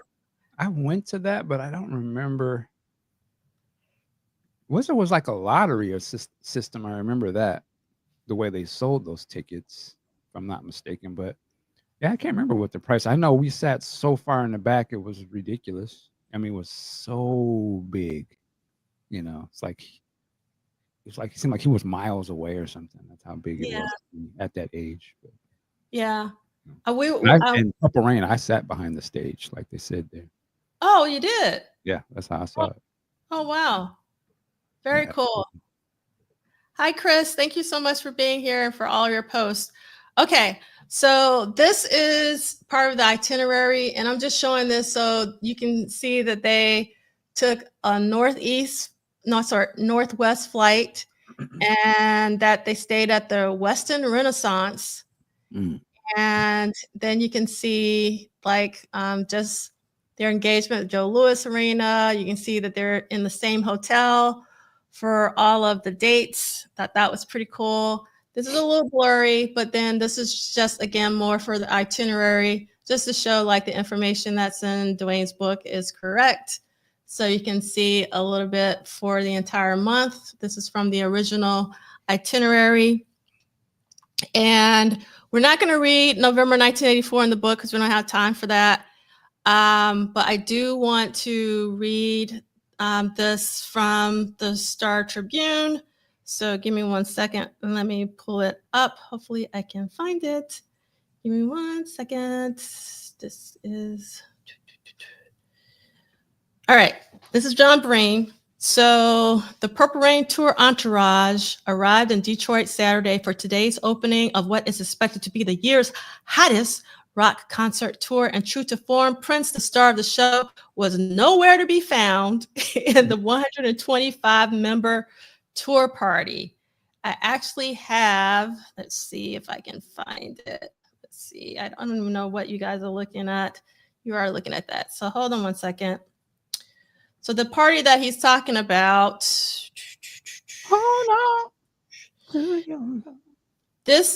these are the invitations to that party. It has Purple Rain, a royal affair with a nice parchment paper and purple ink.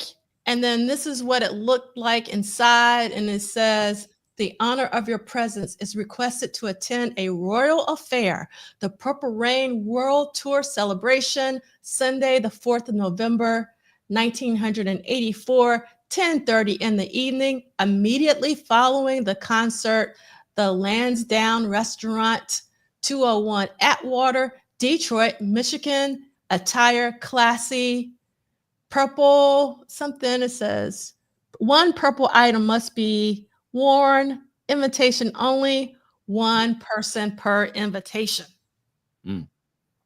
So that is what is being talked about. And let me go back to this article. So Prince didn't show up to this 125-member tour party. The Minneapolis-born and based rock star was not going to appear on NBC's TV's Saturday Night Live with Sheila E. as announced on the program last week. As of last night, his whereabouts were unknown, but he certainly will be at Joe Louis Arena tonight for the first concert of his 90-city 6-month tour. So when I read that, I was like, Sheila E. was on Saturday Night Live in 84? But then I did my Googles, as Michael Dean would say, and what I found is this. So Sheila was originally booked as the Saturday Night Live special guest for November 3rd, but had canceled for unknown reasons. She would appear on Saturday Night Live the following season in 85 for Romance 1600. But guess who performed instead? It was Shaka Khan, who performed Prince's I Feel For You instead. Wow. So I thought that was really interesting. And I found this on from this Classic SNL Review, November 3rd, 1984. So awesome site. Got Actually, that. I want to go. I want to find that performance. I kind of want to see that. Yeah. On YouTube or something. Yeah, I'll see if I can find it and add it to the accompanying playlist for sure. So I thought that was interesting. And so John Breen continues and writes, the 133,000 tickets for the 7 concerts in Detroit were gobbled up at a rate of 300 per minute. Concerts in the next 9 cities on the tour are also sold out. Tickets for Prince's December 26, 27 homecoming concerts at the St. Paul Civic Center are expected to go on sale this week. There's also a possibility he will perform at Met Center later in the tour. Prince has had private dress rehearsals for the past month with this band. We know all of that. The Purple Rain Tour is the first for Prince and his band in 2 years, and the first since he replaced Michael Jackson last summer as the hottest figure in popular culture. Prince's $7 million movie, Purple Rain, has grossed more than $64 million since its release in July. More than 8 million copies of his soundtrack album have been sold. The record has been #1 on Billboard's album chart for the past 14 weeks and yielded 2 #1 songs, When Doves Cry and Let's Go Crazy. The tour by the 26-year-old Minneapolitan is expected to upstage current best-selling tours by Bruce Springsteen and Michael Jackson and the Jacksons. Prince is outdistancing his competitors in record sales. His LP has kept Springsteen's Born in the USA from reaching the top of the album charts, and Purple Rain has been outselling the Jacksons' latest victory nearly 3-1. I thought this is a really good article to put things in context. It's interesting how sales-based they make it all seem. You know what I mean? Like, yeah. He's outpacing this person, or they sold this. You know, in Prince's case, thankfully the music is exceptional, right? Like whether it's sold or not, it still would have been bomb. But it's just interesting that he's so driven by, you know, the marketplace, the way they're talking about it. Yeah, for sure. All right. So next up is I want to show what one of the tickets looked like. And you can see it has WJLB Welcomes to Purple Rain Tour starring Prince and the Revolution. Special guest Sheila E. Sunday, November 4th, 1984, 8 p.m. And you can see the $17.50. And it says price includes city service fee, bottle and cans prohibited. Entry may require search. So interesting back then that they were searching. I don't remember that, but I was on the ticket. These are some pictures of some of the fans actually coming to the Detroit shows, which I think are cool. And then also the picture to the right is just the merch guy. So you can see one of the shirts that was being sold for $13, which is actually pretty expensive for 84. Like $13 for a t-shirt is quite a bit. And here's some photos. Now, the majority of the photos that I'm showing you are actually from a fan, like someone who was in the crowd, like in the first couple of rows. And yes, Mr. Oshun, you're absolutely right. I really hate that we no longer get printed tickets. Digital tickets do suck. So yes.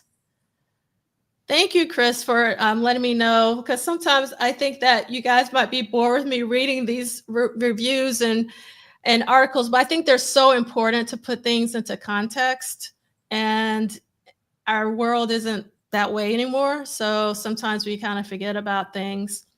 So the next like 8 or 9 photos are from someone in the audience. And there are obviously a lot of pro shot, amazing photos of Prince, and we'll talk about them a little bit later. But I just wanted to show you these. I really love the color of this one, and just Prince is pointing, Wendy's also pointing. And then I love weird shots. So some of you guys might go like, why is she showing this? But I just like this. the hands in the foreground, the gestural shot of Prince, the smoke. I just think it's an amazing shot. You can see that his shirt is see-through with the lace and all that. Love, love, love, love, love this shot with his hair going back and his hair flying in the wind and all that. So I love, and also the color and the lights, and then obviously you see the big kick drum light, you know, that we're so used to seeing, like from 1999 and all that. And then obviously this is very similar to Get Up from the film. So it's nice to kind of see, and you know what's going on by certain outfits that Prince wears during the tour.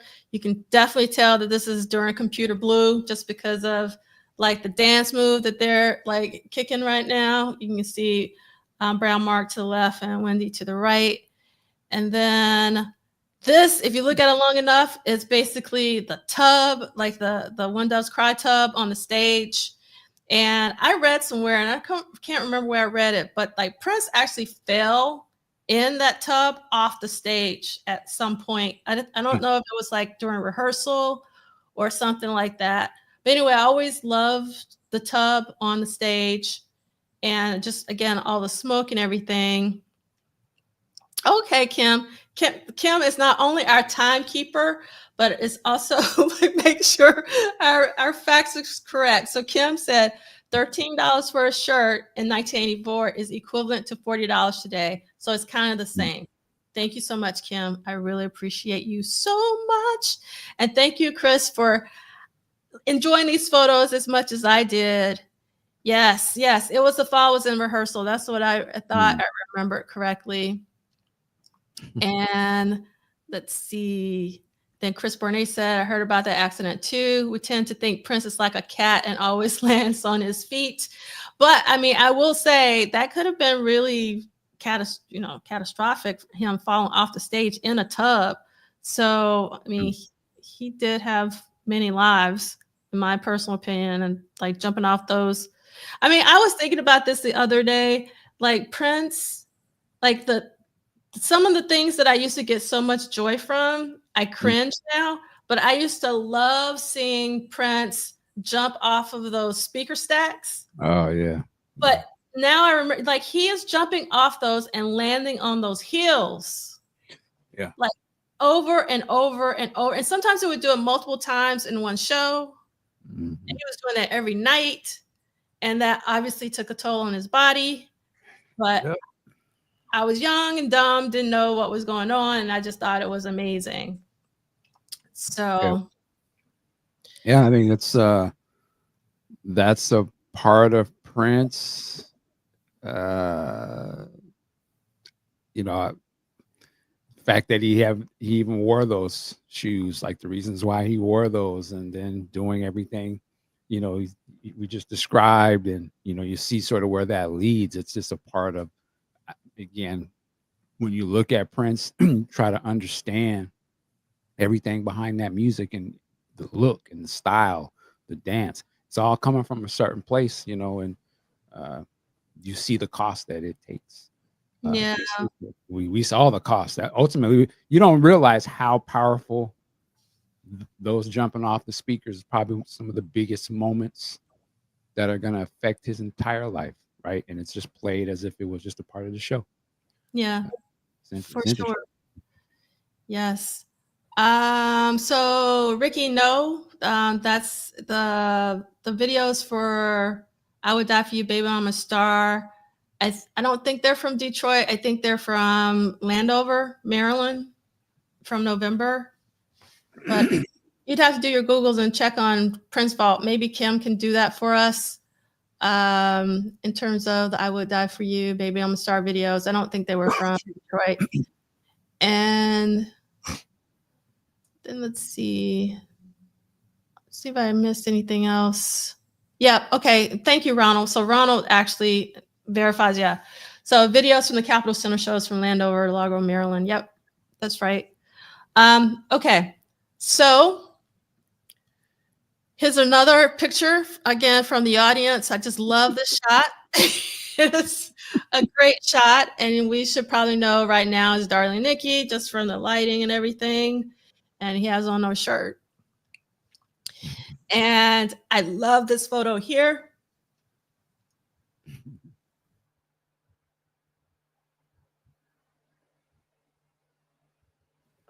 Ever since I had COVID for the second time, like my voice goes out sometimes and it's really bothers me, but it is what it is, as they say. Love the shot. I love how he's standing. I love the curtain flowing in the wind, and then you got like the lights underneath the stage. Love the shot.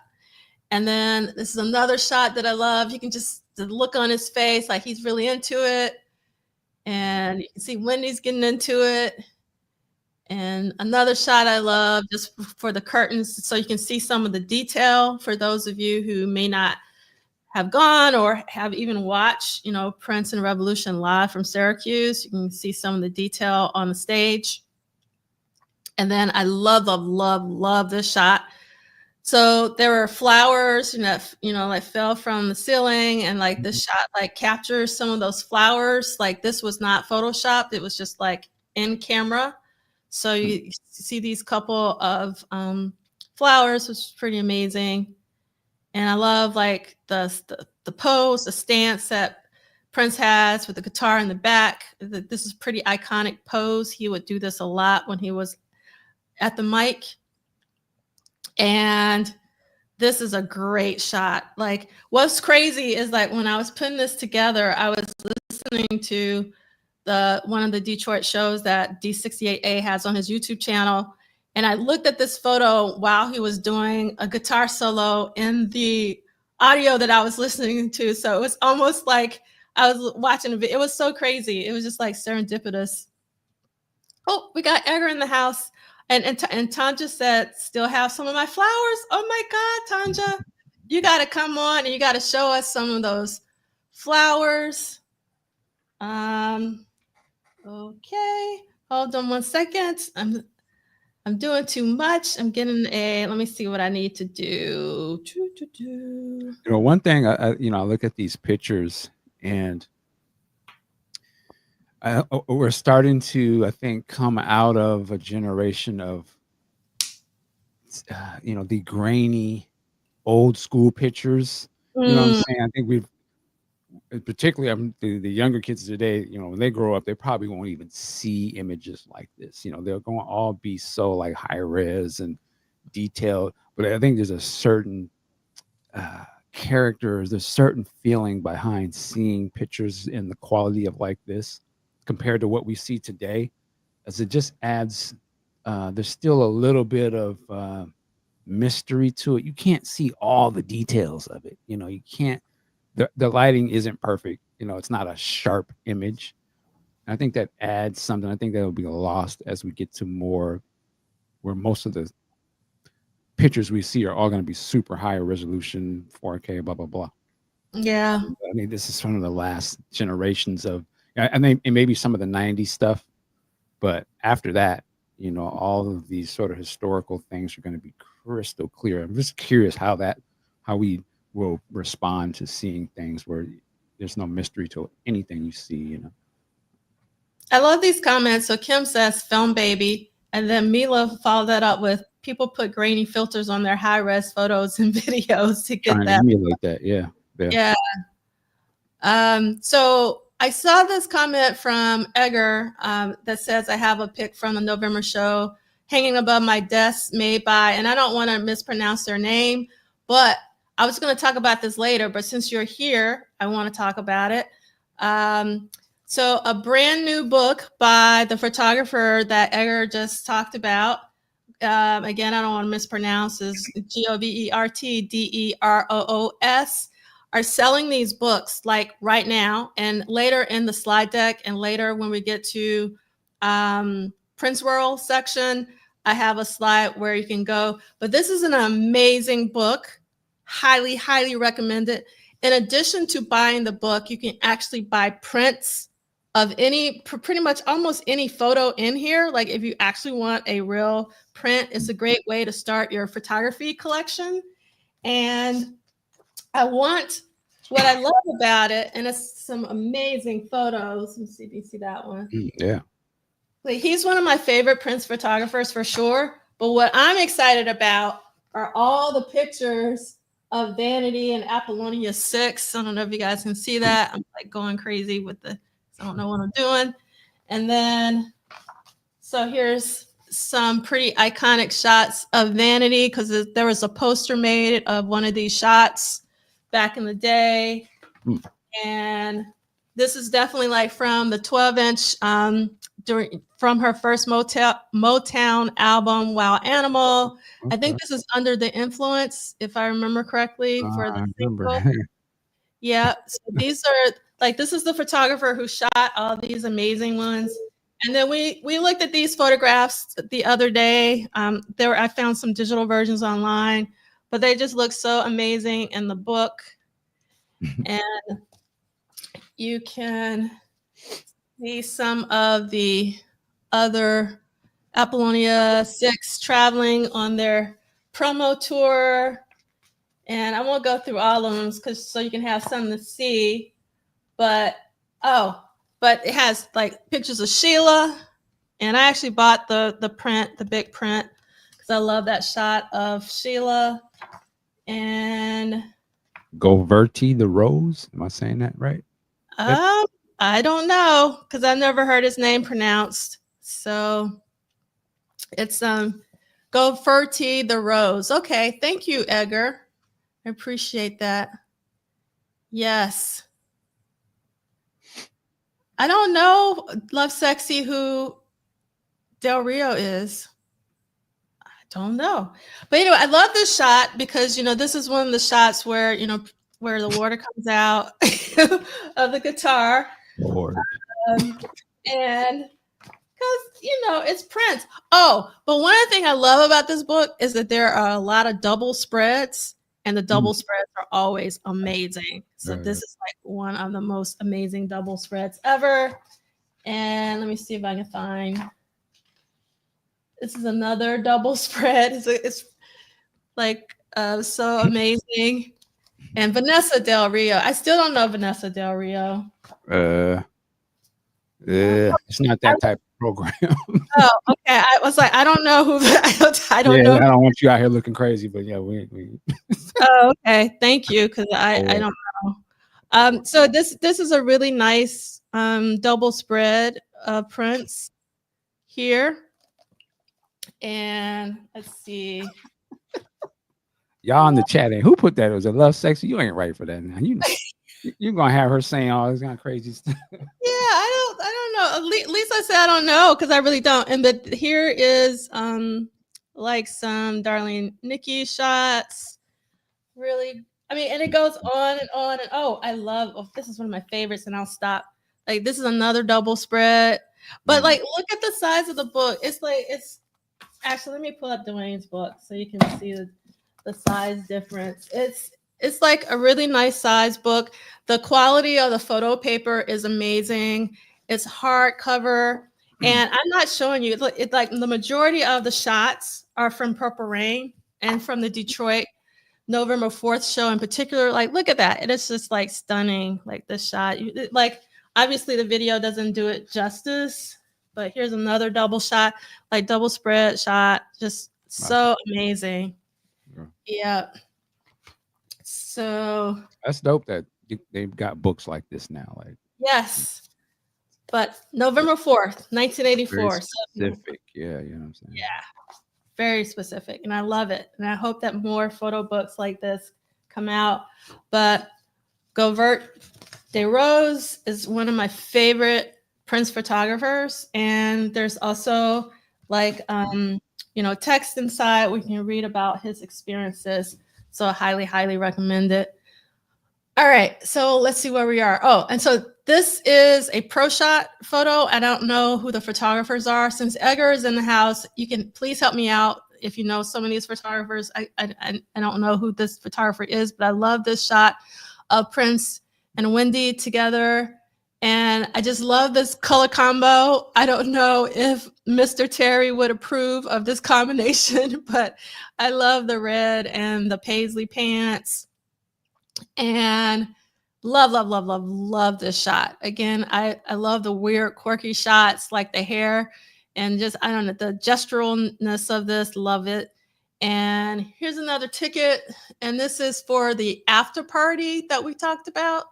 No, actually, this is different. I think this is different actually than the other one because that was at another venue. This is actually the Purple Rain after party at the Olympia Club. So I don't know if it's somewhere in the Joe Louis Arena because it still has Joe Louis on it, and it's like 11 p.m. to 2 a.m.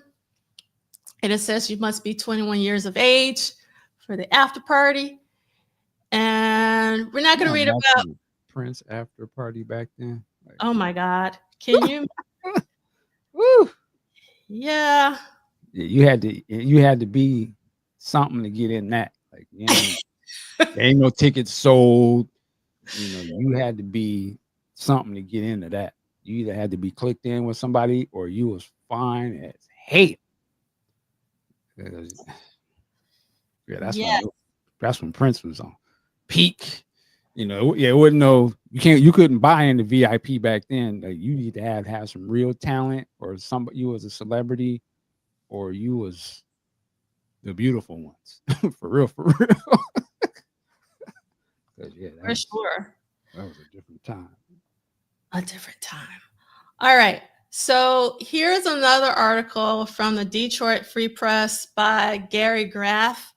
And what it says is, underneath the photo, it says the kickoff to Prince's world tour was marked by a few technical problems and a one-sided repertoire. So let's see what Gary's talking about. Okay, Gary.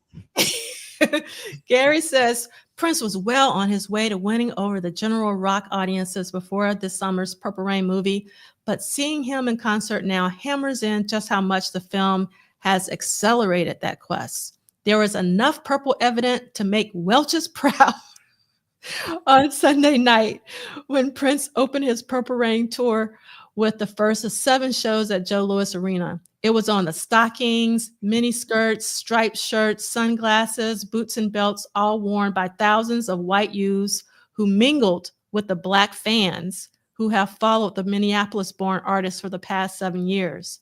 Maybe these kids first turned on to Prince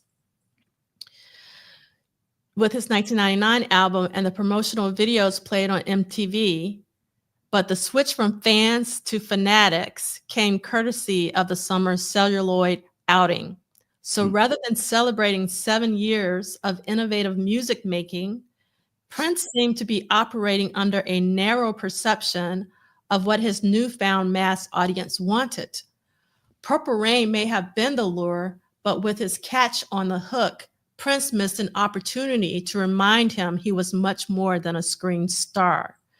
Prince was certainly conscious of his newfound fame in preparing this tour, which will stretch to June 7th, his birthday, and include a 3-week swing through Europe. Sunday's repertoire was basically Purple Rain without the dialogue, featuring all but one song from the soundtrack album and including reworked incidental pieces that weren't on the record. Most of the star's costume changes were dictated by the clothes he wore in the movie, from the gold lame jacket for When Doves Cry to the purple Edwardian coat he donned for the encores. The well-executed choreography was right out of the movie script, as were the visual tricks, including guitar that sprayed water from its neck near the end of Baby I'm a Star.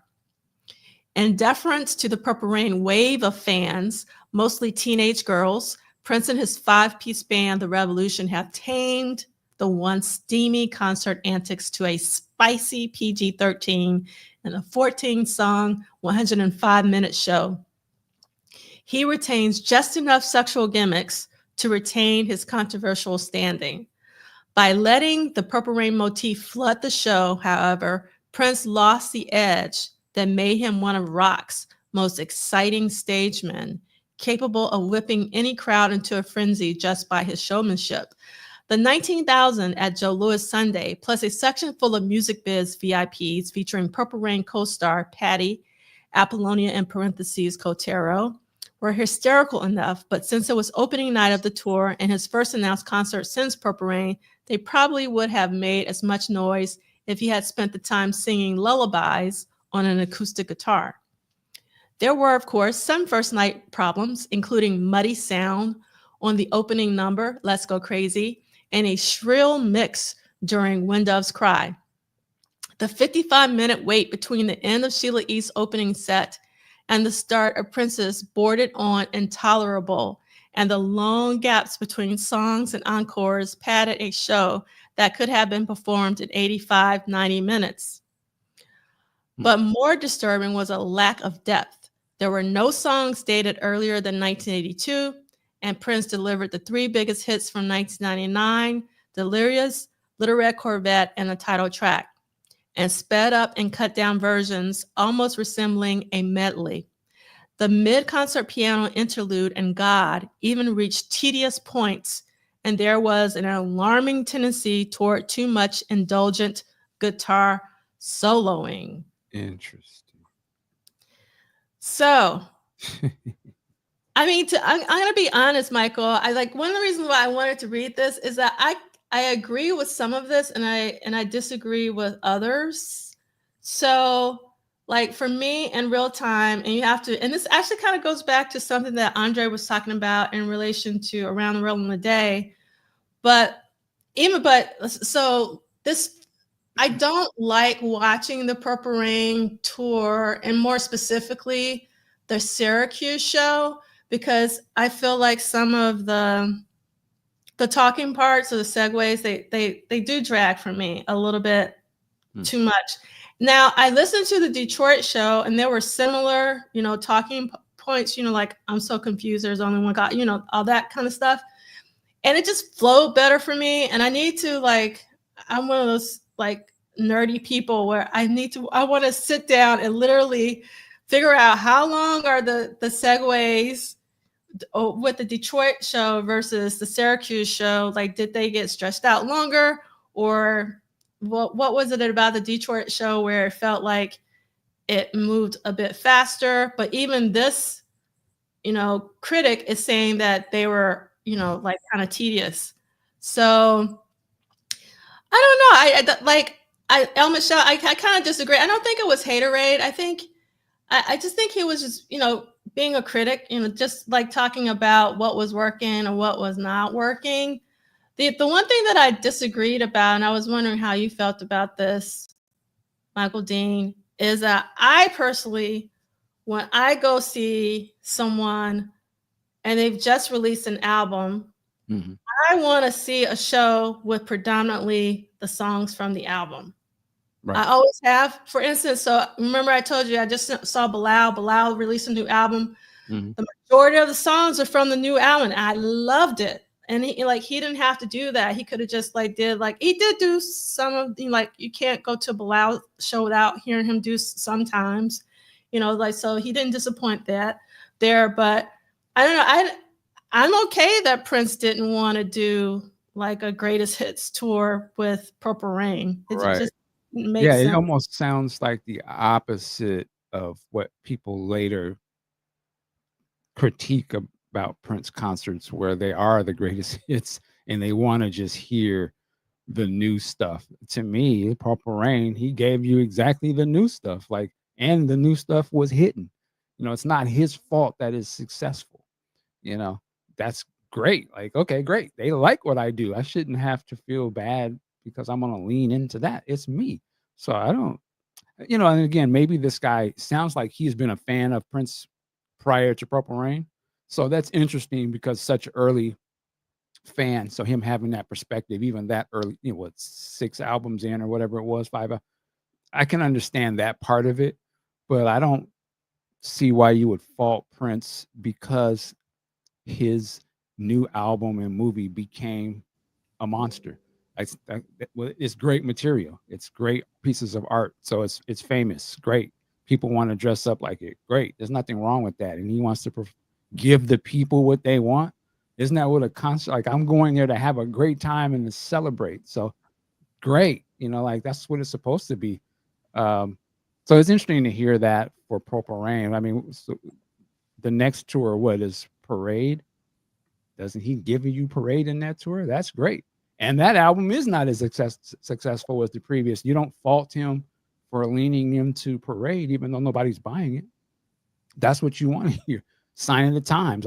I'm glad. I want him to do more of the songs off of the album. Are you kidding? Like, do the whole goddamn album. You better believe it. I want to hear every song. Where's Starfish and Coffee? Where's it? So, it's the things that later we kind of like, damn, I want to hear all the songs off the album. What are you crazy? So I don't know. It's interesting to hear. I think he is kind of hating a little bit. You think so? Because I mean, I can understand the long waits in between the songs. I get that. But, him bringing up about the race of the crowd of the people and them dressed up. And what are you guys supposed to do? It's Prince is hitting. Like, we love it. That's not a bad thing. That's a great thing. Like, and he's leaning into the things that they love. Great. I saw the movie. You damn right I want to see him do it live. That movie was incredible. If they could have had a Star Wars live action version that went on the road based off of the movie, hell yeah, I want to see the exact same thing right there in front of my face. That's incredible. And they kill it, and Prince is killing it. He's not doing it running through the numbers. They're killing it. There ain't no problem to me, but I get what he's saying. I understand it, but it come off as hating a little bit, my opinion. Okay. So Chris Garcia says, I agree that it was an opportunity to introduce some new fans to the earlier work and still could have been predominantly Purple Rain. I disagree again with the critic in terms of that, because it's all about the new album and the new tour. So I'm definitely down with that.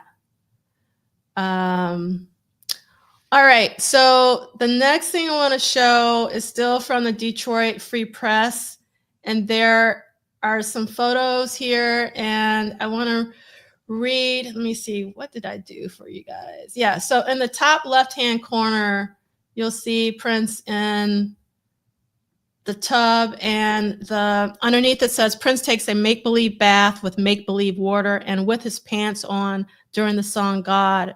Below, he performs during Sunday's opening concert. And let's see. I was trying to see if I should read anything. No, I don't need to read that. So on the next slide I have, and this is just like a better view of some of the images.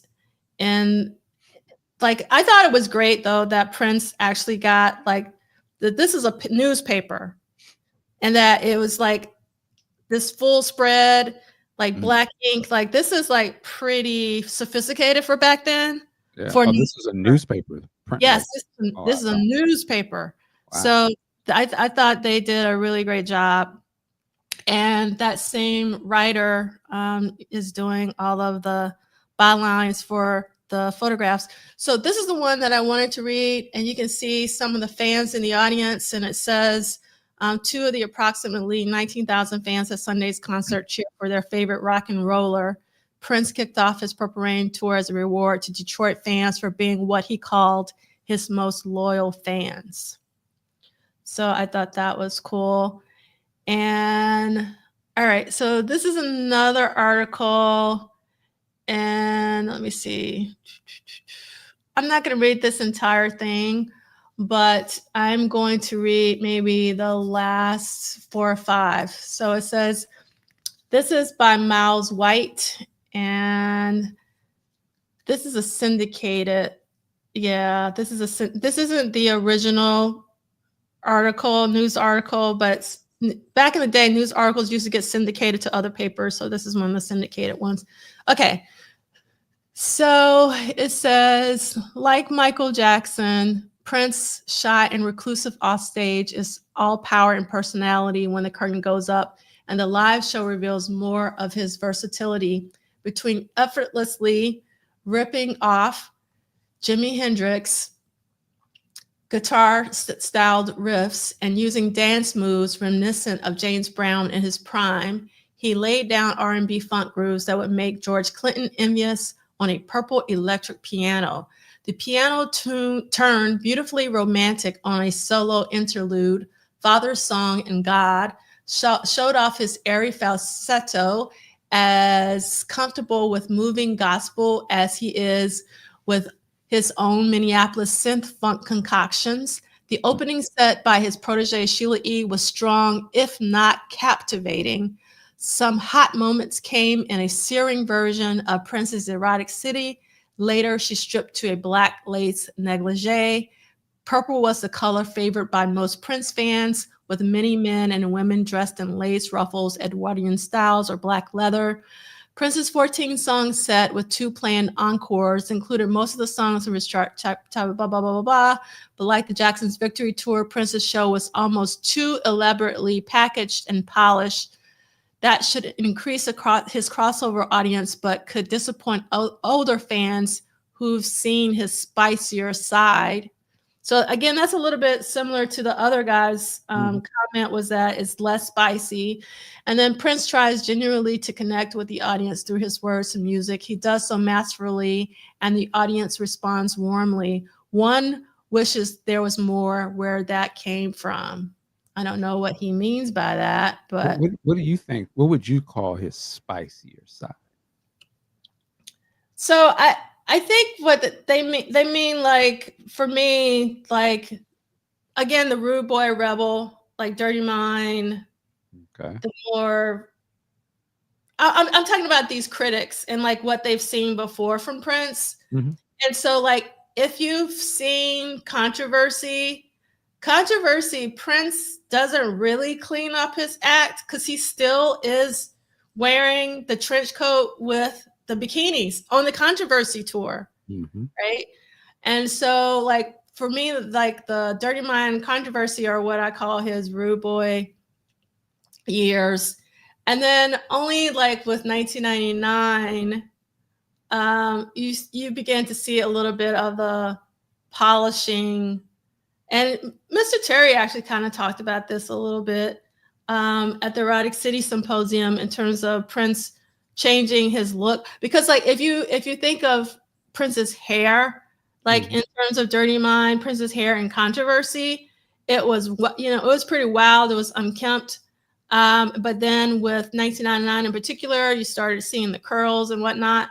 So I think that there was an intentional move, to try to cross over. But I think that these critics, because you have to understand they're coming from like a true rock and roll frame. Sure. It's like, I think that it was something about Prince during that era for them. So that's what I'm thinking, but I could be wrong. Well, yeah, I mean, when they say his spicier side, I was kind of curious what they meant by that. Did they think the tone of his subject matter changed, or was it kind of what you're saying, the look of him more refined and he's got a better hairstylist?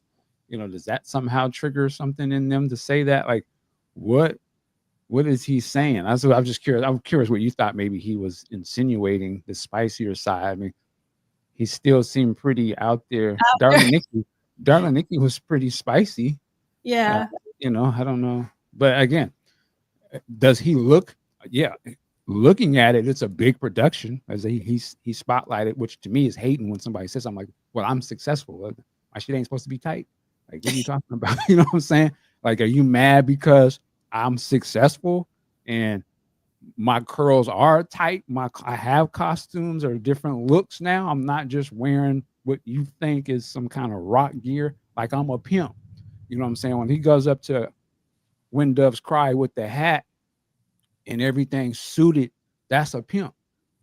So he's letting you know I'm balling, like I'm successful. So I don't know, do they think that that's him selling out or something? But that's why I be wanting to know what they're talking about when they say that, because I want to see brothers, as somebody said, more polished. I want to see them. That makes, successful.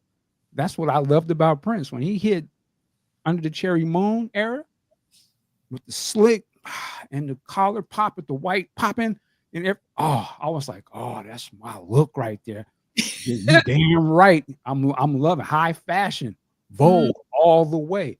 Was that what they were talking about? Like, so he's more spicy. He's flossing now. Like, that's not the subject matter. Slightly toned it down a little bit, but he just got more slick with it. You know, his mouthpiece got more slick, but I would argue he was still talking that stuff. He just didn't have to say, "I'll buck the taste out of your mouth." He slipped in the P-U-S. You know what I mean? It just became more slick with it, but he was still talking that stuff. So I'd be curious what they be talking about. What do you guys in the chat think? So Big Sexy is here. Hi, Big Sexy. And Big Sexy said, consider this after Rolling Stones experience. He swore he'd never open for anyone again. And at the same time, the bikini draws went away too. Coincidence? I think not. And Big Sexy followed that up with subject matter didn't change. The presentation did. And then, okay, Kim. So Kim is kind of on, like, this is what I was trying to get at, Michael Dean. Kim said it more elegantly than I did and more succinctly, which is he was punk looking until he wasn't, which the white dudes didn't get. And let's see. They don't want to see him suited and booted, essentially. They don't want to see him clean. That's not rock to them. Yes, and this is another interesting comment from Andre. Thank you so much again for coming on. Andre says, Michael, yeah, the critics seemed pissed and not happy for his superstardom. Maybe they wanted him to stay a cultish musician. Now, this is a really interesting comment, Andre, because I remember before, Jamiroquai is one of my favorite bands of all time. And I saw Jamiroquai on their first tour, actually, even before they had an album out in Atlanta. And I love the band. But as soon as, the virtual insanity like blew them up, I had so many like music friends that were like, oh, they're trash now, they're too pop. But for me, they didn't really change. It's just that they got a larger audience. So I think sometimes some fans pivot, like if you do go beyond cult status, you're no longer underground, you're overground or whatever. Yeah, Prince became, excuse my language, but he went from that, probably with that cult sort of, even the upgrade from Controversy to 1999, you could see like, oh, the curls was more popping, but when you get to Purple Rain, okay, was he just a more upgrade of that? But moving past that, Prince was on his I'm a pretty motherfucker era. Like, no, I'm, for the ladies, he became finer than a motherfucker. And that probably was intimidating to them critics because they don't have the equivalent to that. There's nothing in their thing that looked like Prince. That's super, super groomed and, pampered, but dope as hell. They don't have nothing like that. And they probably was mad, like, this little motherfucker, how is he? And he come in the room where they be in the meetings and they be like, wow, there was only us in here, but he came in there wearing his full costume with the because he was living that. And they probably like never seen nothing like that. And they can't do that. And they're like, how does he do that? He went upstairs and switched his clothes and his hair came back, was even like he just got it done because he did. And they was probably that type of thing. I probably sent a whole little thing through them like, God damn. Well, that's not rock and roll. I mean, he's got a crease on his pants. And you know what I'm saying? But they don't understand our culture. So to us, that was like, yeah, probably to the establishment, he's not rock or he ain't da. Nah, he just ain't. That was the difference to me. Even in the later years when you see Prince, Diamonds and Pearls and even going on, it was just like, yeah, they don't know what to make of that. Damn, he's cold-blooded with it. But to me, that's when I think about Prince and they be hating on him. In my mind, that's where it comes from. They just don't have no equivalent to that. They ain't never seen nothing like that. And he black. And he can play the guitar unlike us, and he look like that. That's mad. They mad on that. Now I'm gonna stop talking. That's my birthday grace. Let me have that on. You can say anything you want on your birthday, Michael Dean. And I totally understand your point of view. I'm not mad at you for sure. All right. So I don't know if you want to dip out because I'm about to read a pretty I'm not going to read the whole thing, but this is actually from John Bream from Star Tribune. So it says no royal welcome for Prince in Detroit. And obviously I can't read the entire thing or be here all day. So I'm gonna hang in for this part, and then I'll okay. Slide out after that. All right. So since we had Ondrai on, I actually want to kind of skip to a question that John Bream wrote, which is why did Prince choose the Motor City to launch his tour? And this is from Detroit concert promoter Billy Sparks. Prince and his management felt that this has been his #1 market for so long, and with this being the first time that he really has mass acceptance, this would be the best place. And that's what Billy Sparks said. And I'm going to skip through the number of tickets, and we've said that, but they say scalpers have been having a field day. Although only 15 classified ads offering to sell tickets appeared in both Detroit newspapers yesterday. I didn't know that scalpers, well, I know it said 15 classified ads, so maybe they weren't scalpers. I was like, scalpers place ads, but I think I read that wrong. There were nearly 3 times that many after the tickets were sold out in mid-September, according to Paul, a 32-year-old scalper who stockpiled 88 tickets. Sunday morning, he said he received about 120 phone calls from prospective buyers. He was offering the $18.25 tickets for various prices, 100 for the first row, 45 for the 40th row, 35 for the lower bowl, and 25 for the upper bowl. The entrepreneur who said he also runs a legitimate real estate business anticipated a profit of $3,500 in delivery charges for his $18.25 tickets.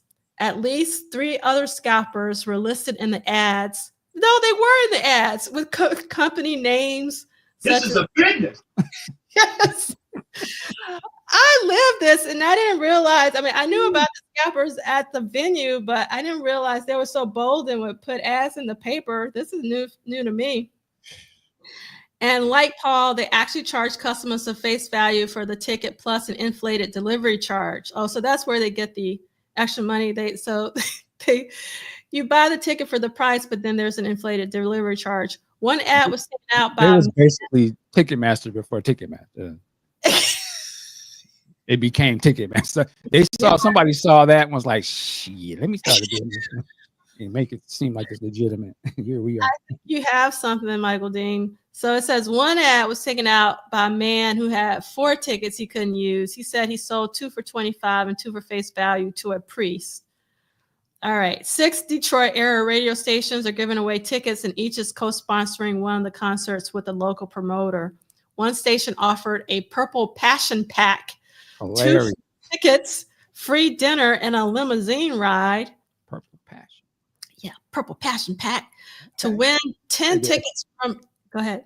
That sounds like something the steak about to drop on y'all. But anyway, let me stop.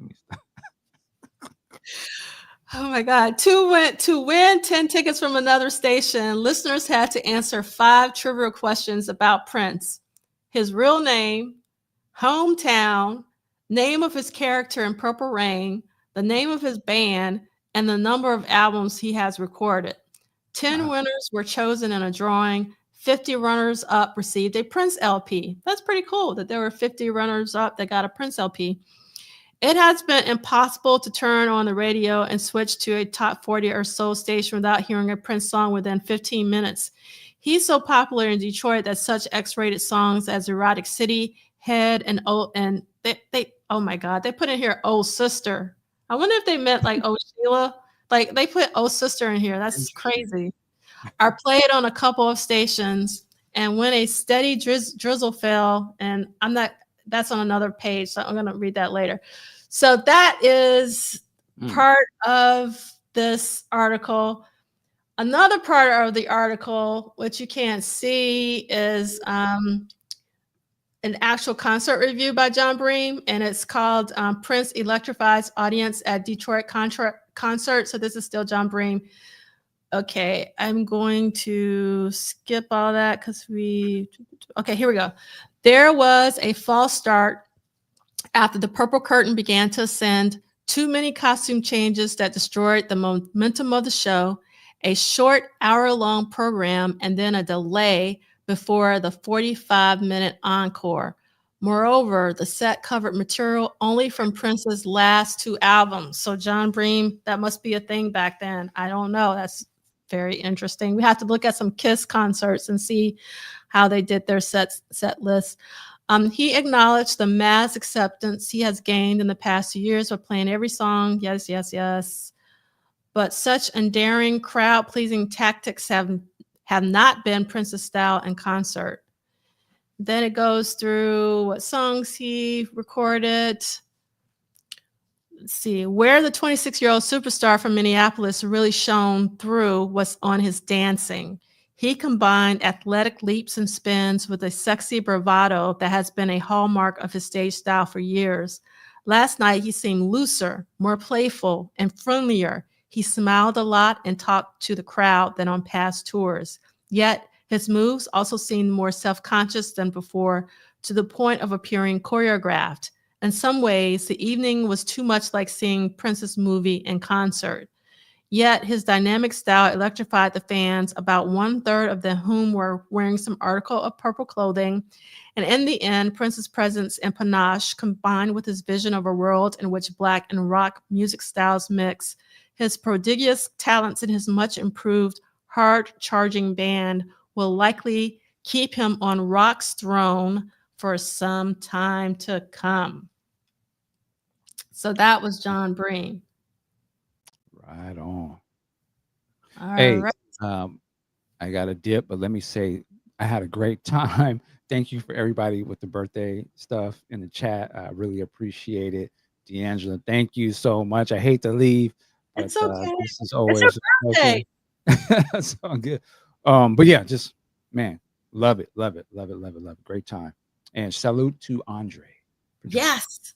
We love Andre coming on. Have a great day, Michael Dean. All right, we'll see y'all later. Bye.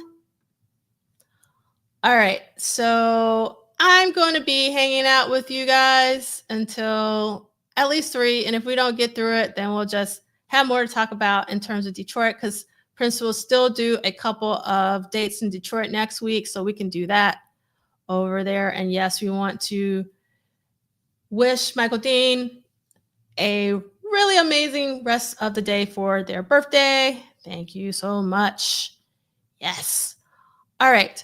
Okay. So again, this is in the newspaper. This is a close-up of some of the images from that John Bream article.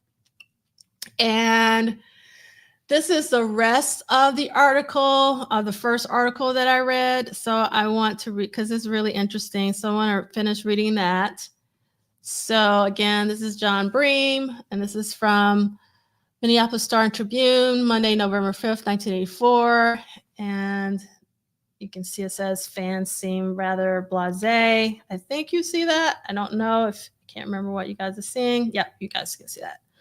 Okay, so John Bream is saying, yesterday morning, one disc jockey announced there's light rain falling, or we should say purple rain. Even soul singer Jeffrey Osborne acknowledged that Prince was king in Detroit when Osborne performed here last week. When his band played the introduction to Prince's When Doves Cry during a break in his concert, Osborne glared at his cheering audience and said, "I know what you want, but you'll have to wait until next week." Yet local Prince fans have been rather blasé.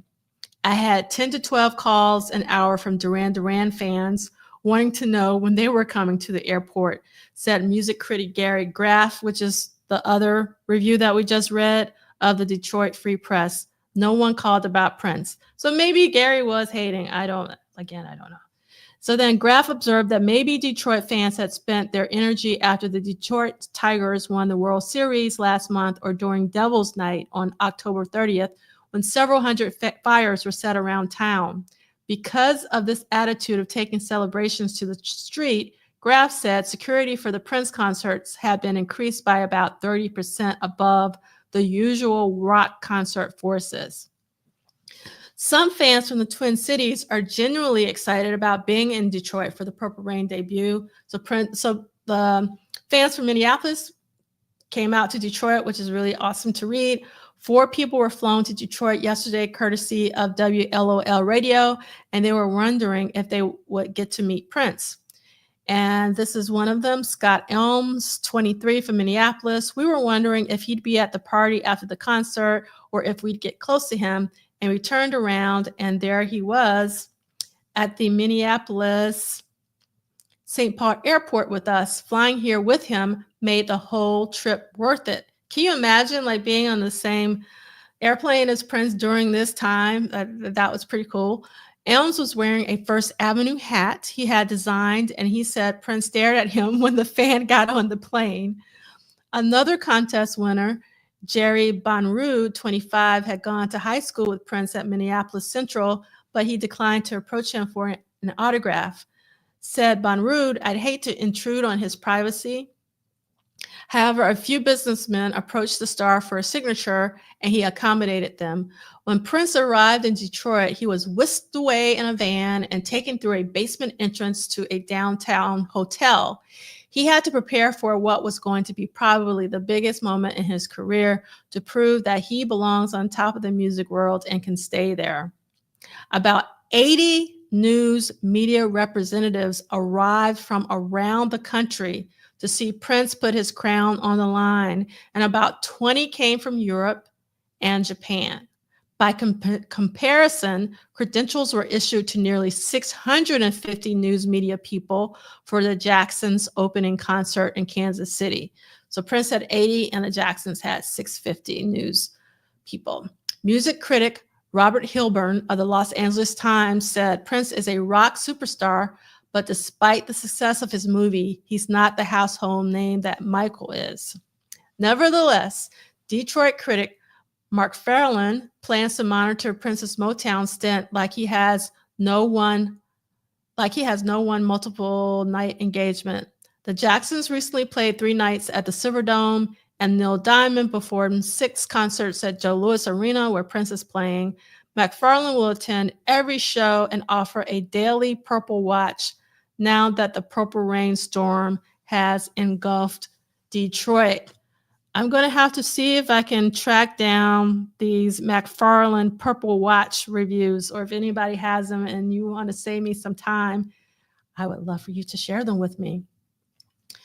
Okay, so I think we're going to go through, we've read enough reviews, and I want to read this one, but I'll read this one next week. Okay, so just to save some time. All right, so this is another ticket from the November 7th show. Just wanted to show you that they were different colors. We've been looking at red tickets. This is like a green one, and it's like a pink one. And then also you can see sometimes it has Ticket World in the back, and you can see Ticket Worlds also in the back there. Oh my God, Dread Dances, I don't know if you're still here, but that is so cool that you're going to see the Luther documentary. I can't wait to watch that documentary. So you have to, I've heard nothing but amazing things about it. And thank you, Christina, for this additional information that WLOL was a pop station back in the day.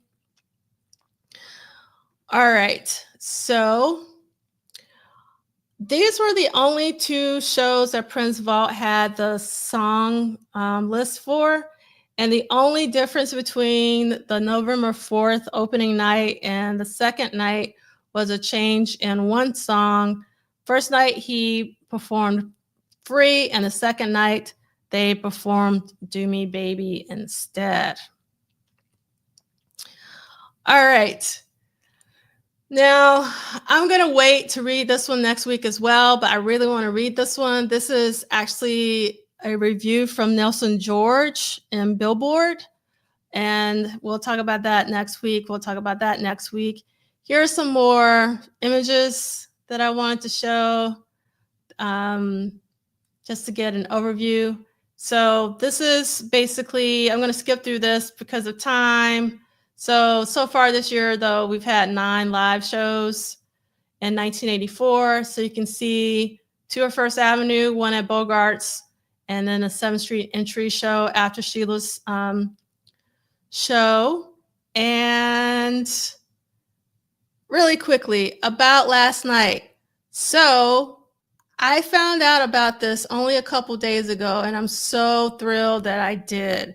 So everyone in the Prince community should know who Matthew Baton is. He's designed like the Welcome to America box set, the Princeton in the Revolution Live Syracuse reissue, like so many. He's such an amazing photographer, designer, art director, and he just released his second, I think it's his second photo book. And this was the poster for it. And I actually got my own copy of the poster last night, which was like really cool. I'll show it to you guys. I think it's a really great poster. Here you go. So if you bought a book, you got the poster, which is like really, really cool. Excited about that. And this is the cover of the book, but I will show it to you in real time here. So, oh, it's a big book. It's much bigger than the Prince book that we looked at earlier today. So you can kind of see the difference in size. It's like a photo, like a deluxe photo book. It has embossed lettering, Paris Blues. There was a Q&A with Matthew last night, and he said that he basically named the book after his favorite film, and it's a film that I absolutely love with Sidney Poitier. It's called Paris Blues, and Sidney is joined by Paul Newman as well as Diane Carroll. It's about jazz in Paris. Highly recommend it if you haven't seen that film. And let me see if I can find, there's so many amazing photos in here. I'm not going to go through this. I love this spread. This is one of my favorite spreads here. I'll show you. But all the photos were taken in Paris. This is too big for me to keep holding. It's very heavy. And the book came in this really nice box. So if you want one, you have to wait and get it pre-ordered. He had them shipped in especially for the opening that he had at Leica, because this was at Leica in the meatpacking district. And Leica is a camera company for those of you who are not into photography. A really amazing book. And this is like the opening spread, and that's the Eiffel Tower. It's a beautiful photo. And what was crazy is I got to meet Ruth, and everyone should know who Ruth is, who worked with Prince for the first time.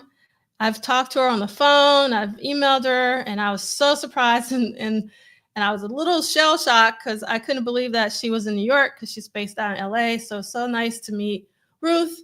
And the exhibition in New York, it will be up until December 30th. Like if you actually want to see some of the prints like up close and personal, you can see some of them in the back. But he had like 2 really big, amazing prints. One of Lenny Kravitz on this motorcycle in front of the Eiffel Tower. And yes, Love, Sex, and Sun one. It is an expensive book, but it's definitely worth it. And then after that, oh, and at this, I also ran into Chris Robb. Chris Robb was there last night. So I got to see some Purple fam here, as well as Joni from the Purple community. And then we whisked off to see Law, and Chris Robb also came to this. I saw Jesse there, and it was just like an amazing night. So I just want to like memorialize. I had like a New York night going to the opening and the Q&A and the show. The show was amazing. I talked about it at the beginning of our time together today. I don't want to repeat myself just for time's sake. And I want to talk a little bit about the music break. And hold on one second. Want to remove And let's see, come back on. Hold on one second.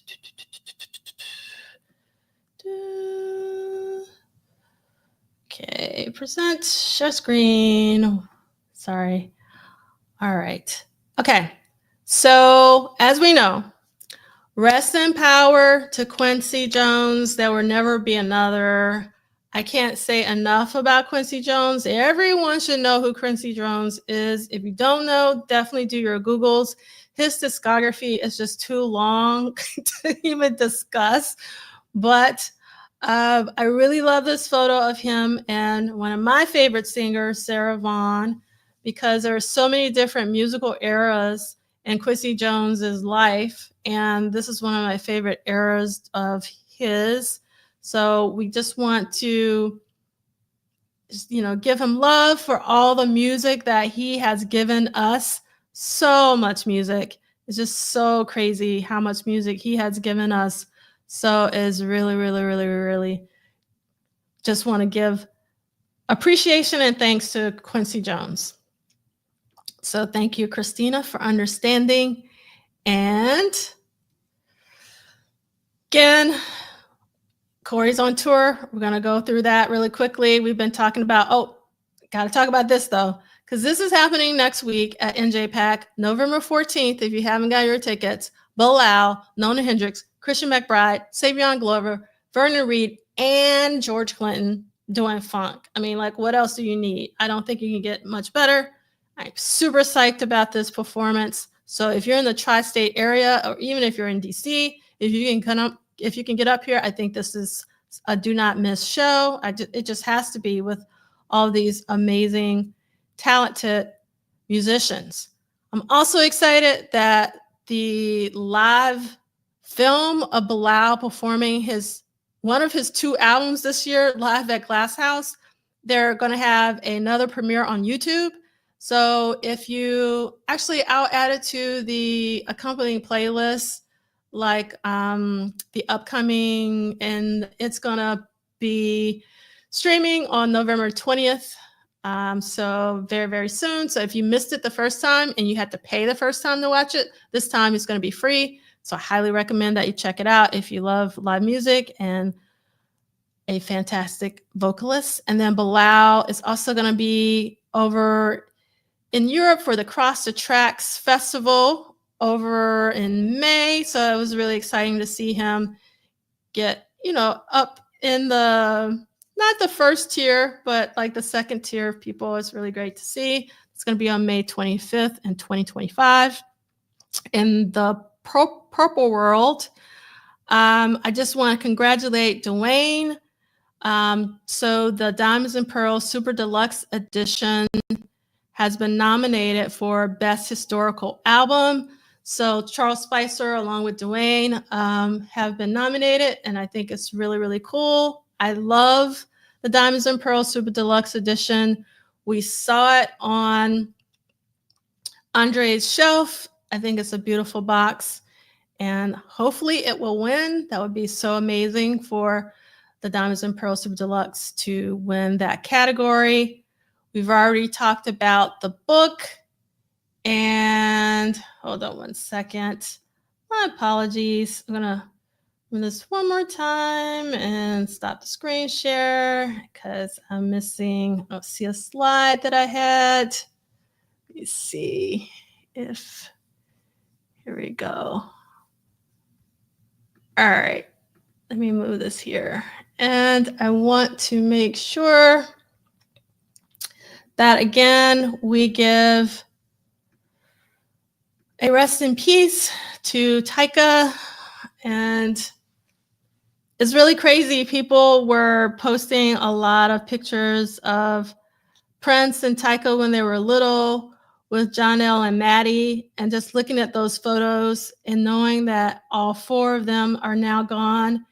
And I didn't want to show it because it just makes me get in my feelings a little bit. So we want to definitely wish the Nelson family love and peace during this time. We've already talked about this book.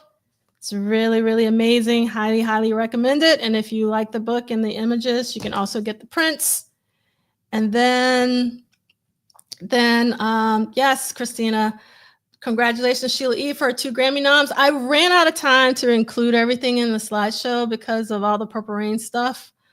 And yes, in the beginning, we've heard a lot of people talk about how much they loved the Royal Blue album by Tyka, and she was underrated singer and songwriter. Yes, Olga, rest in heaven, Tyka. I love that. And rest in paradise. Love all of that. So, all right. And then again, we still want to support Jeremiah as much as we can. So when you're able to donate, please help with Jeremiah's GoFundMe. And I'm going to add some stuff to the accompanying playlist. I just ran out of time. So a couple of things I want you to be aware of. One is you can listen to the majority of the Prince tour, but there's also a little bit of Sheila because we heard a little bit of it at the beginning of this. But another thing I was super excited to find was this local Detroit news station, did the usual talking to fans, waiting in line thing. So if you want to see what that looked like in real time, it's only like 3 minutes. So I would definitely check that out. And I will, again, add some additional things. So, yes, it was definitely a shock.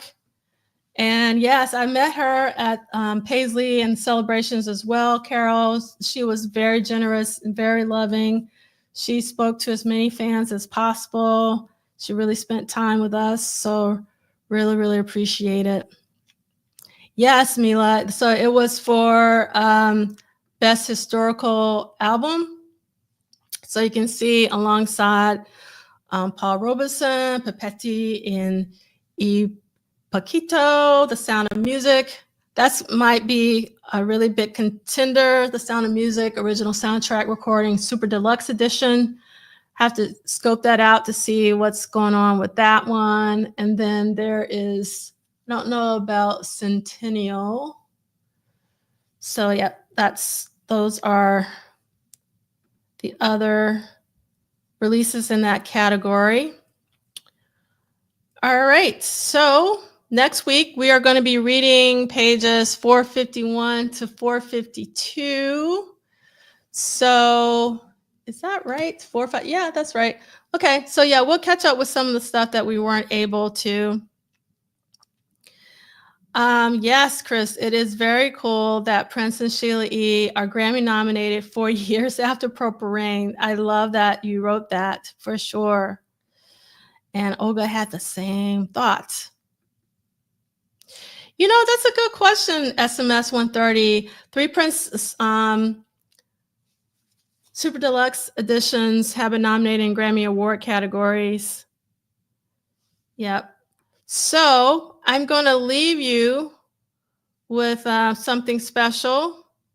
And if the stream cuts off, it cuts off. But this is from one of the Detroit shows. Have a really great rest of your day. Thank you for hanging out with me with this extra time. But we had Ondrai on today, which I'm so excited that Ondrai joined us. Again, if you want to join us, just email me at WDPDTW for what did Prince do this week in terms of if you went to any of the Purple Rain shows. We would love to have you on. Really, really, really do. And we're going to sign out for today.